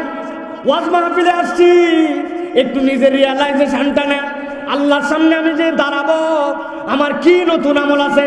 বাপ দাদার জিন্দেগিতে তাহিয়াতুল ওযুর নামাজ পড়লাম না, দুখুলুল মসজিদ পড়লাম না, প্রত্যেক দিন কোরআন তেলাওয়াতের অভ্যাস করলাম না, এখন পর্যন্ত দোয়াই কুনুত শিখলাম না। নতুন কোরআনের রব্বানা দিয়ে 42টা দোয়া আছে, রব্বানা রাব্বি দিয়ে, রব্বানা আতিনা ফিদ দুনিয়া ছাড়া নতুন দোয়া নাই। আমার পণ্ডিতির শেষ নাই, বিরাট বয়স হয়ে গেল, দাড়ি পেকে গেল। কথা ঠিক কিনা ভাই? এটা শয়তানের কৌশল, আমার কথা নয়, আল্লাহ রাব্বুল আলামিনের কথা। আল্লাহ বলছেন, ওয়া মাইয়াশু আন যিকরির রহমানি নুকাইয়িদ লাহু শাইতানান ফাহুয়া লাহু করিন। যখন বান্দার জীবনে ইবাদত থেকে গ্যাপ পড়ে যায়, আল্লাহর জিকির থেকে ওই জায়গাটা ফাঁকা হয়ে যায়, আল্লাহ বলছেন ফাঁকা থাকে না, ওই জায়গাতে কারিন নামক শয়তান যুক্ত হয়ে যায়। ওর কাজ হচ্ছে আস্তে আস্তে বান্দা যেন আর কোনো নতুন ইবাদতের মধ্যে না যায়। দুনিয়া তারে এমন ব্যস্ত করছে, 1:30 আগে মসজিদেই ঢুকতে পারে না, মসজিদে সালাম ফেরানোর পরে 2 মিনিট বসে থাকার ধৈর্য হয় না। জুম্মার দিনে একবারে শেষ মুহূর্তে আসছে, আসার পরেও ভিতরে ঢোকে না, চিন্তা করছে এগুলা খতিব যা বলতেছে এগুলা কি শোনার মানে আছে, মোবাইল ঠেলে উপরে নিচে ডানে বামে। এরপরে যখন কদ কামাতিস সালাত, তখন জুতা স্যান্ডেল থুয়ে ভিতরে দৌড় মারে, একটা বাহিরে আর একটা অনেক সময় মসজিদের ভিতরে চলে যায়। এইরকম ব্যস্ত নিজে নিজে হয় না, শয়তান তাকে কৌশলে ইবাদত থেকে দূরে রাখছে। যুবক, ঠান্ডা মাথায় খেয়াল করো, একটা গল্প বলবো, 2টা পয়েন্ট বলে শেষ করে দেব। আমরা কেমন পাগল বিবেচনা করি না। আমি একটা পাগলের গল্প বলি। কুমিল্লার দিকে একটা পাগল ছিল, পাগলের নাম হচ্ছে মুসনা পাগলা। কি পাগলা? এর কোনো দোষ নাই, একমাত্র তার চাহিদা হচ্ছে বোতল। কি ভাই? কেউ একজন বোতল খুলে খাচ্ছে, মুখের দিকে তাকায় আছে, ভাই খাবি না? ভাই তাড়াতাড়ি শেষ কর, বোতল দে। ওরে ঝামেলা, খাইয়েও সুখ নাই ওর জন্য, খালি বোতল নিবে। লোকজন মিলে ওকে অনেক পাম্পট্টি দিয়ে বলছে, আর কুমিল্লায় কয় বোতল গাধা, বোতলের শহর ঢাকা, চলে যা, যাই যত বোতল লাগে ঢাকার থেকে তুই বোতল সংগ্রহ করতে পারবি, এখানে আর কয় বোতল। সত্যি হ্যাঁ, রাস্তাঘাটে হাজার হাজার বোতল, এই জায়গায় কুমিল্লা রেল স্টেশনের কয় বোতল। অনেক দিন পরে পাম্পট্টি শুনে রাজি হয়েছে, ঠিক আছে এবার আমি ঢাকায় চলে যাব, আর কুমিল্লায় থাকবো না। যা বোতল টোতল ছিল সবগুলা এক লুঙ্গির মধ্যে পেঁচায়া, লম্বা লাঠির মধ্যে ঢুকায়া, কান্দের মধ্যে নিচে নিয়ে কুমিল্লাবাসীকে বিদায় দিছে, আসসালামু আলাইকুম, কুমিল্লাবাসী বিদায়, আমি আর এখানে নাই, ঢাকার দিকে রওনা হলাম। লোকজন বলছে বাঁচলাম। এ হাঁটাকে সে হাঁটা, ঢাকার দিকে হাঁটা দিছে, হাঁটতে হাঁটতে হাঁটতে হাঁটতে সকাল থেকে দুপুর গড়ায়া গেছে, দুপুর 1টা। হঠাৎ করে আসমানের দিকে তাকায় দেখে সূর্য হাল ধরছে, মুখ চোখ বসে গেছে, চোখ লাল হয়ে গেছে। এক লোককে জিজ্ঞাসা করছে, ঢাকা কত দূর? বলছে যাচ্ছিস কিসে? হাঁটতে। বাবা, বলছে অর্ধেকে আসিস নি এখনো। বলছে তাহলে তো আজকে দিনের দিনে যাই ঢাকা ঢুকতে পারবো না। বলছে অসম্ভব। বলছে তাহলে যা করা লাগবে তা করা লাগবে। তো এখন দিনে দিনে যদি না পৌঁছাতে পারি, নতুন শহর চিনি না জানি না কোথায় যাব, দিনে দিনে পৌঁছাতে হবে।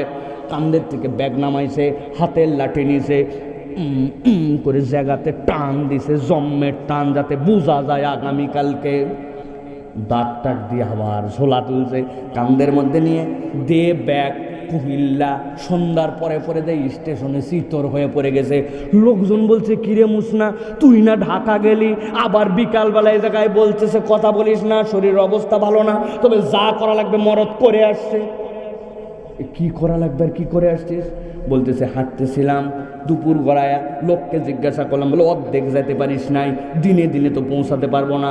ওই জায়গাতে এমন দাগ দেওয়া দিছি, দিয়ে মরদ আজকে কুমিল্লায় আসছে, আল্লাহ মাসালে আগামীকালকে সকালে যেই জায়গায় দাগ দিছি ওখান থেকে ঢাকা রওনা দিব।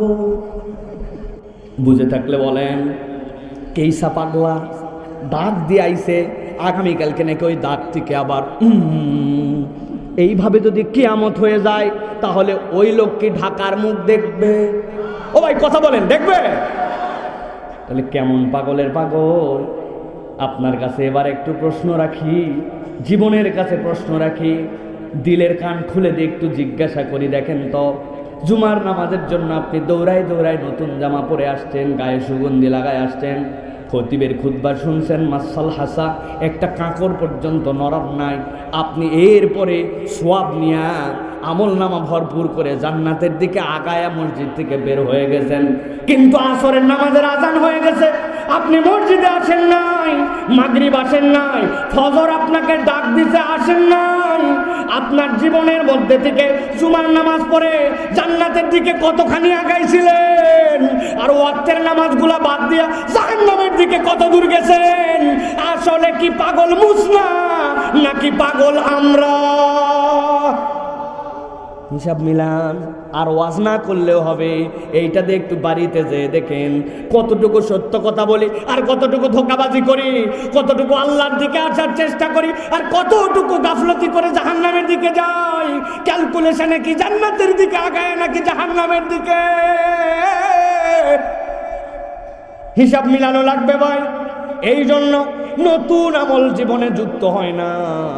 আল্লাহ বলতেছেন ওয়ামান আ'রাদা আন যিকরি ফাইন্না লাহু মাঈশাতান দানকা ওয়া নাহশুরুহু ইয়াওমাল কিয়ামাতি আ'মা। সমস্যা নাই, আমার জিকির থেকে আমার আমল থেকে তুমি দূরে সরে গেছো, ব্যস্ততা দেখাইছো আল্লাহ রাব্বুল আলামিনকে। আল্লাহ বলতেছেন তোমার এই দুনিয়ার জিন্দেগিটা তোমার জন্য আমি রব্বুল আলামিন লাঞ্ছনার, জিল্লতির, অস্থিরতার জীবন দান করব। বুকে হাত দিয়ে বলেন আমি হুজুর সহ আমাদের জীবনে স্থিরতা নাই, অস্থির, ঠিক কিনা? লাঞ্ছনার, কে কোন জায়গায় অপমান করবে, কে কোন জায়গায় কি করবে, আদব নাই, লেহাজ নাই, কিচ্ছু নাই। সমাজটা কেমন হয়ে গেছে, ঠিক কিনা? আল্লাহ বলতেছেন এইটুকু দিয়ে যদি শেষ হয়ে যেত ভালো হতো, কিন্তু এইটুকু তো শেষ হবে না। হাসরের দিনে এদেরকে অন্ধ করে উঠাবেন আল্লাহ।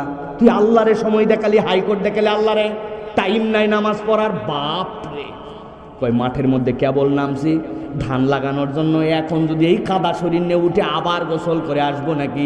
আল্লাহর দেওয়া টাইম, আল্লাহর দেওয়া আপনার হাত, আল্লাহর দেওয়া আপনার বিবেক দিয়ে আপনি আল্লাহরে হাইকোর্ট দেখান। এরকম মুসলমান আমাদের সমাজে আছে কিন্তু ভাই, ঠিক কিনা? আল্লাহ বলছেন ওয়ানাহশুরু ইয়াওমাল কিয়ামাতি আমা, আমি তাদেরকে ওই দিন অন্ধ করে তুলবো।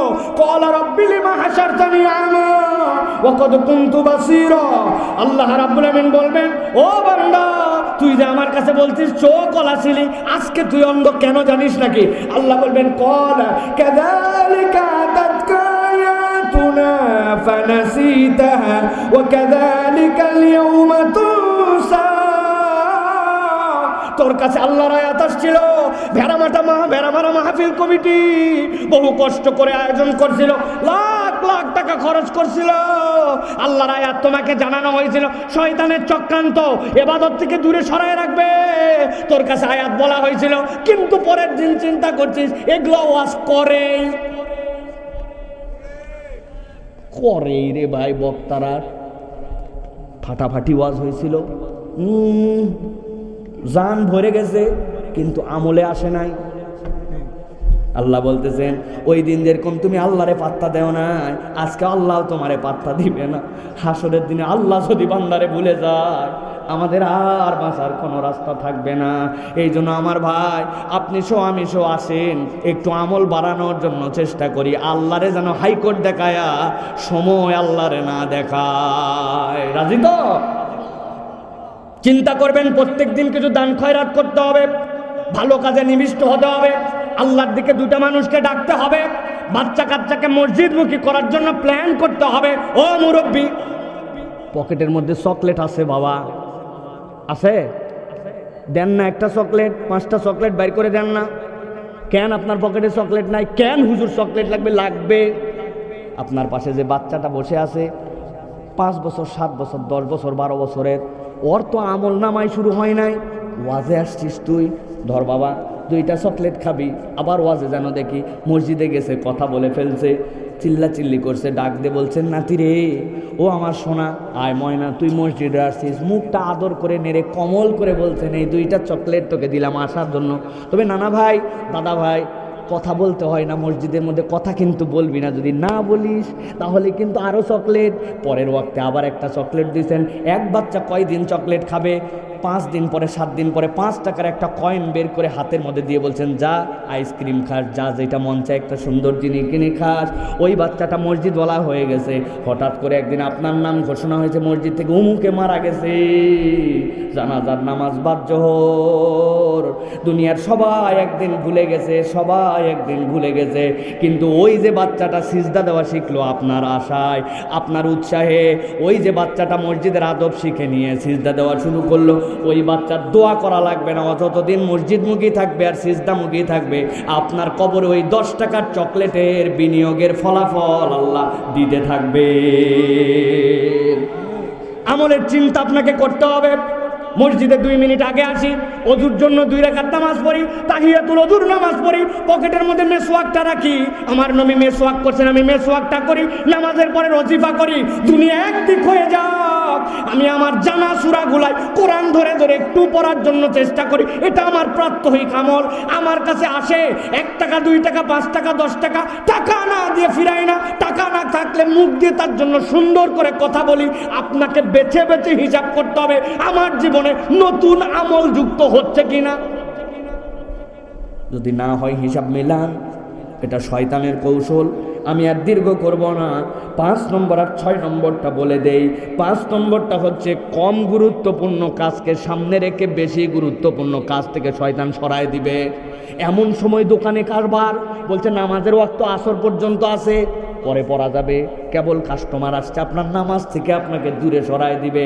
অথচ আপনার নামাজ গুরুত্বপূর্ণ ছিল, এটা অগুরুত্বপূর্ণ। আর মাত্র 6 বল 11 রান লাগবে, হাতে 3 উইকেট। আরে থো ভাই, নামাজ পরে পড়তেছি, পাওয়ার পেলে আছে না। আপনাকে কম গুরুত্বপূর্ণ কাজ রেখে বেশি গুরুত্বপূর্ণ কাজ থেকে দূরে সরাই দিবে। আমি সবগুলা বলতে পারবো না, আপনি একটু নিজে নিজে হিসাব মিলাই দেখবেন যে আমি বেকার বেকার কত কাজে আছে আর গুরুত্বপূর্ণ কাজে নাই। ক্যারাম বোর্ড দাঁড়ায় দাঁড়ায় খেলা লাগে, আপনার টাকা দিয়ে খেলা লাগে। ক্যারাম বোর্ডের জায়গায় আপনি বসে আছেন, ওই বেহায়ার মতো টিভির দিকে তাকায়া কাপ দিয়ে চা মারতেছে, মুরব্বির মুখে দাড়ি, কিন্তু ওইটুক সময় মসজিদে বসে না, ওইটুক সময় ওজিফা করে না, ওইটুক সময় আল্লাহর দিকে গাছতে বের হতে বললে বের হয় না। কিন্তু উনি ক্যারাম বোর্ড খেলে সময় পার করে, উনি টিভি দেখে সময় পার করে, উনি চ্যানেলগুলা টিপতে টিপতে টিপতে রিমোট দেখেন খাইয়া ফেলাইছে, আছে না। অতএব নিজেরটা নিজে হিসাব করা লাগবে। আমি কম গুরুত্বপূর্ণ কাজ রেখে বেশি অ্যাক্টিভ হয়ে বেশি গুরুত্বপূর্ণ কাজ থেকে দূরে সরে আসছি কিনা। এই তালিকায় হুজুর, এই তালিকায় সাধারণ মানুষ কেউ বাদ নাই, হিসাব করা লাগবে, ঠিক না। সর্বশেষ পয়েন্ট আজকে, যখন বান্দার এই বিষয়ে সেন্স চলে আসে কোনটা কম গুরুত্বপূর্ণ বেশি গুরুত্বপূর্ণ, আমলের ক্ষেত্রে অগ্রগামী হওয়া শুরু করে, শিরিক বিদআত কুফর করে না, ওই বান্দা গুনায় কবিরাত থেকে বেঁচে থাকার চেষ্টা করে। মাঝে মাঝে তার ছোট গুনাহ হয়, কিন্তু সেইটাই এরকম ভাবে না যে করলে কি হবে, ওইটার থেকেও তওবা করে ফেরত আসে। সর্বশেষ শয়তানের ইনজেকশন হচ্ছে এইটা, সাধারণের জন্য নয়, যারা আল্লাহর দিকে অগ্রগামী হয় তাদের মধ্যে তখন সে রিয়া আর তাদের মধ্যে অহংকার ঢুকায়া দেয়। এই রাত 3টার দিকে তোর বাড়িতে কি হয়েছিল রে, হইছই কেন? বলছে আপনি কেমনে জানলেন? আমি তাহাজ্জুদের জন্য উঠছিলাম, তো সময় দেখলাম উত্তরপাড়ায় খুব হইছই হচ্ছে। উনি বুঝাইয়া দিল, এই সময় একটু তাহাজ্জুদের জন্য ওঠে, ছেলেপেলেগুলা সব নষ্ট হয়ে গেছে, নামাজ কালাম পড়ে না। আল্লাহর দয়া 22 বছর হলে এই মসজিদে জামাত মিস হয় না। ভালো তো আপনার আমল, কিন্তু আপনি একটু জানায় দিতে চাইলেন, মনের মধ্যে একটু উসখুস করলো একটু জানানোর জন্য। নাম বললো আমার নাম, আগের নাম আর এখন নাম এক নাকি রে বলদ, আলহাজ দেশ নিকান সামনে হজ করছে কতবার তুই জানিস না? ও এরকম লোক বহুত আছে। তার দোষ নয়, তার দোষ নয়, শয়তান চায় রিয়া ঢুকায় দিতে। আপনি মসজিদের মধ্যে রুকু যত সুন্দর করে করেন, জামাতে যত সুন্দর করেন, আপনার ব্যক্তিগত ঘরের মধ্যে আপনার রুকু সুন্দর অত হয় না, সিজদা অত সুন্দর হয় না, তখন খালি কপাতপ কপাতপ কপাতপ বসান, আসেনি ভাই? ওইটা কারে দেখায় ঠিক করলেন, আর এইটা ডিস্টার্ব কার জন্য হলো, এটার নাম রিয়া। আপনাকে আল্লাহর জন্য ডেডিকেটেড হতে হবে। আর 2 নম্বর, দিলের মধ্যে অহংকার ঢুকায় দিবে। কেউ দান করে না ভাই, এখন আর দান করার লোক নাই রে ভাই, যা করি আমি করি একটুখানি, বাবা শেষ। খবরদার অহংকার যেন না আসে। আমিও চিন্তা করবো, নর্মাল বক্তা পাইছো আমারে, আমার ঠেলা আছে রে ওয়াজ করা, সবই হবে, হয়তো আপনাদের আমলও হবে, কিন্তু আমার যা ছিল সব শেষ হয়ে যাবে। এই জন্য কোনোভাবে শয়তান যেন আমাকে অহংকারী করে না তোলে। অহংকারের ডেফিনেশন মনে রাখবেন, সুন্দর কাপড় পরা, সুন্দর স্যান্ডেল পরা, সুন্দর জুতা পরা, সেজে গুজে চলা অহংকার নয়, বরং সত্যকে জেনে বুঝে প্রত্যাখ্যান করা আর নিজের তুলনায় অন্যকে ছোট ভাবা, এইটা হচ্ছে অহংকার। ঠিক আছে তো?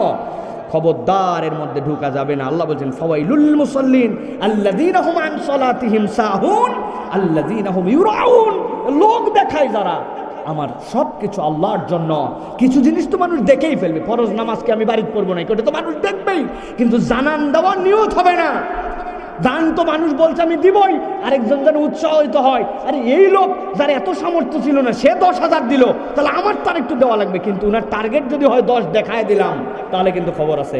এইটা শয়তানের কৌশল, এখান থেকে আমাদেরকে বাঁচার চেষ্টা করতে হবে ইনশাআল্লাহ। তাহলে আবারও 6টা পয়েন্টের কথা আপনাদেরকে বলে দেই। এই 6টা পয়েন্ট হচ্ছে, একটা হচ্ছে লোক দেখানো রিয়া, আর একটা হচ্ছে আমার কম গুরুত্বপূর্ণ কাজে ব্যস্ত রেখে বেশি গুরুত্বপূর্ণ কাজ থেকে দূরে রাখা, এরপরে হচ্ছে আমার জন্য গুনায় কবিরা না কিন্তু সগীরা গুনাহ ওই বান্দার কাছে সহজ বানায় ফেলা, গুনায় কবিরা করানো, এরপরে ওই বান্দা শিরিক বিদআত কুফর এটার মধ্যে নিমজ্জিত হওয়া, নেক আমলের দিকে অগ্রগামী না হওয়া। আমাদের ইমামরা বলছেন 4টা কাজ করলে এখান থেকে বাঁচা সম্ভব। বলবো? 1 মিনিট লাগবে, বলবো? এতক্ষণ তো রোগ বালাই সব দেখলাম, ট্রিটমেন্ট। তারা বলছেন 1 নম্বর, এইগুলার থেকে যদি বাঁচতে চায় তাহলে তাকে সৎ পরিবেশে থাকতে হবে। পরিবেশটা সৎ হতে হবে। আপনি বিড়ি করে থাকলে সাথে থাকতে থাকতে গাঁজাখোর হবেন, এটাই স্বাভাবিক। হ্যাঁ, বেনামাজির সাথে থাকলে আপনার নামাজ মিস হবে, এটাই স্বাভাবিক। গালিগালাজ করে হারাম জিনিস দেখে ওর সাথে থাকলে 2 দিন পর আপনি দেখবেন, এটাই স্বাভাবিক। সৎ পরিবেশে থাকতে হবে। বাজে লোক, বাজে জায়গা, বাজে স্থান, তার সাথে সম্পর্ক নেই। আমরা বাজে স্থানে অনেক সময় যাই। আশরাফ আলী থানভী রহমতুল্লাহর কাছে একজন ফতুয়া নিতে আসছিল যে হুজুর, আমি ধরেন এমন জায়গায় গেছি, মাগরিবের ওয়াক্ত সংক্ষেপ, ডানে গু, বামে গু, সামনে গু, পিছনে গু, এখন এখান থেকে বের হতে হতে আমার ওয়াক্ত শেষ হয়ে যায়, এখন নামাজ কেমনে পড়বো? হুজুর বলছে কঠিন জায়গা তো তুমি দাঁড়াও, আমি মাসালা নিয়ে আসতেছি। হুজুর ভিতরে গেছে, যাইয়া ওই যে দরজার পিছনের হুরকা আছে না, হুরকা নিয়ে এসে, বদমাইশ, আল্লাহর দুনিয়া এত জায়গা থাকতে তোর খালি গুয়ের মধ্যে যাওয়া লাগবে কেন? তোর মার দিয়ে ওরা ঠিক করা লাগবে। এখন আপনি 1000 বলার পরে অনেকে পরিবর্তন হয় না। আপনার আমার দায়িত্ব আমরু বিল মারুফ করে নাহি আনিল মুনকার করে ওরে ফিটায়া লাইনে আনা লাগবে, ঠিক না? সবসময় ছাড় দেওয়া যাবে না, সৎ পরিবেশ। 2 নম্বরে নিয়মিত ইস্তেগফার করা। আল্লাহর কাছে আপনাকে ইস্তেগফারের হালতে যেতে হবে। যা ভুল করি 1 মুহূর্তে দেরি না, আল্লাহ অতীতের জন্য আমি অনুতপ্ত, ভবিষ্যতের জন্য আমি করব না প্রতিজ্ঞাবদ্ধ, আর এখন আমি তোমার কাছে ইস্তেগফার করতেছি, এইটার হালতের মধ্যে থাকতে হবে। 3 নম্বরে আল্লাহর কাছে একটা জিনিস জিন্দেগিতেও আমরা চাই না, সেটা হচ্ছে আল্লাহ তুমি আমাকে উপকারী জ্ঞান দাও, বাড়ি দাও, গাড়ি দাও, টাকা দাও, পয়সা দাও, সুন্দরী বউ দাও, প্রচুর পরিমাণে যৌতুক যেন পাই সেই ব্যবস্থা করে দাও। ওরে বাবা, দোয়ার কোনো শেষ নাই, কিন্তু আল্লাহর কাছে উপকারী জ্ঞান আমরা চাই না। নবীজি সাল্লাল্লাহু আলাইহি ওয়াসাল্লাম শিখিয়েছেন, আল্লাহ তুমি আমাকে এমন জ্ঞান দিও না যেটা আমার উপকার দেয় না। আল্লাহুম্মা ইন্নী আউযু বিকা মিন ইলমিন লা ইয়ানফা, যে জ্ঞান আমার কল্যাণ দেয় না ওই জ্ঞান দিও না। তার মানে যে জ্ঞান আমাকে উপকার দেয় ওই জ্ঞান দাও। আল্লাহর কাছে কোনোদিন চাইছি আল্লাহ আমার তুমি উপকারী জ্ঞান দাও যেটাতে আমি তোমার পথে চলতে পারবো? আল্লাহর কাছে এখন থেকে চাইতে হবে, আল্লাহ তুমি আমার উপকারী জ্ঞান দাও, কল্যাণকর জ্ঞান দাও। আর সর্বশেষ শয়তানের ঘাঁটি চেনা এবং তার বিপক্ষে বারবার অ্যাক্টিভিটি বাড়ানো। এই ওয়াজ একবার শুনলে হবে না, সপ্তাহে ওয়াজ, মাসিক হালাকা, কোরআনের দর্স, আশপাশের মাহফিল, ছুটে যেতে হবে। আমার ইমানের তাগিদে আমাকে ঠিক হতে হবে। এটা হচ্ছে আমাদের দায়িত্ব। আল্লাহ রাব্বুল আলামিন যেন আমাদেরকে কবুল করেন।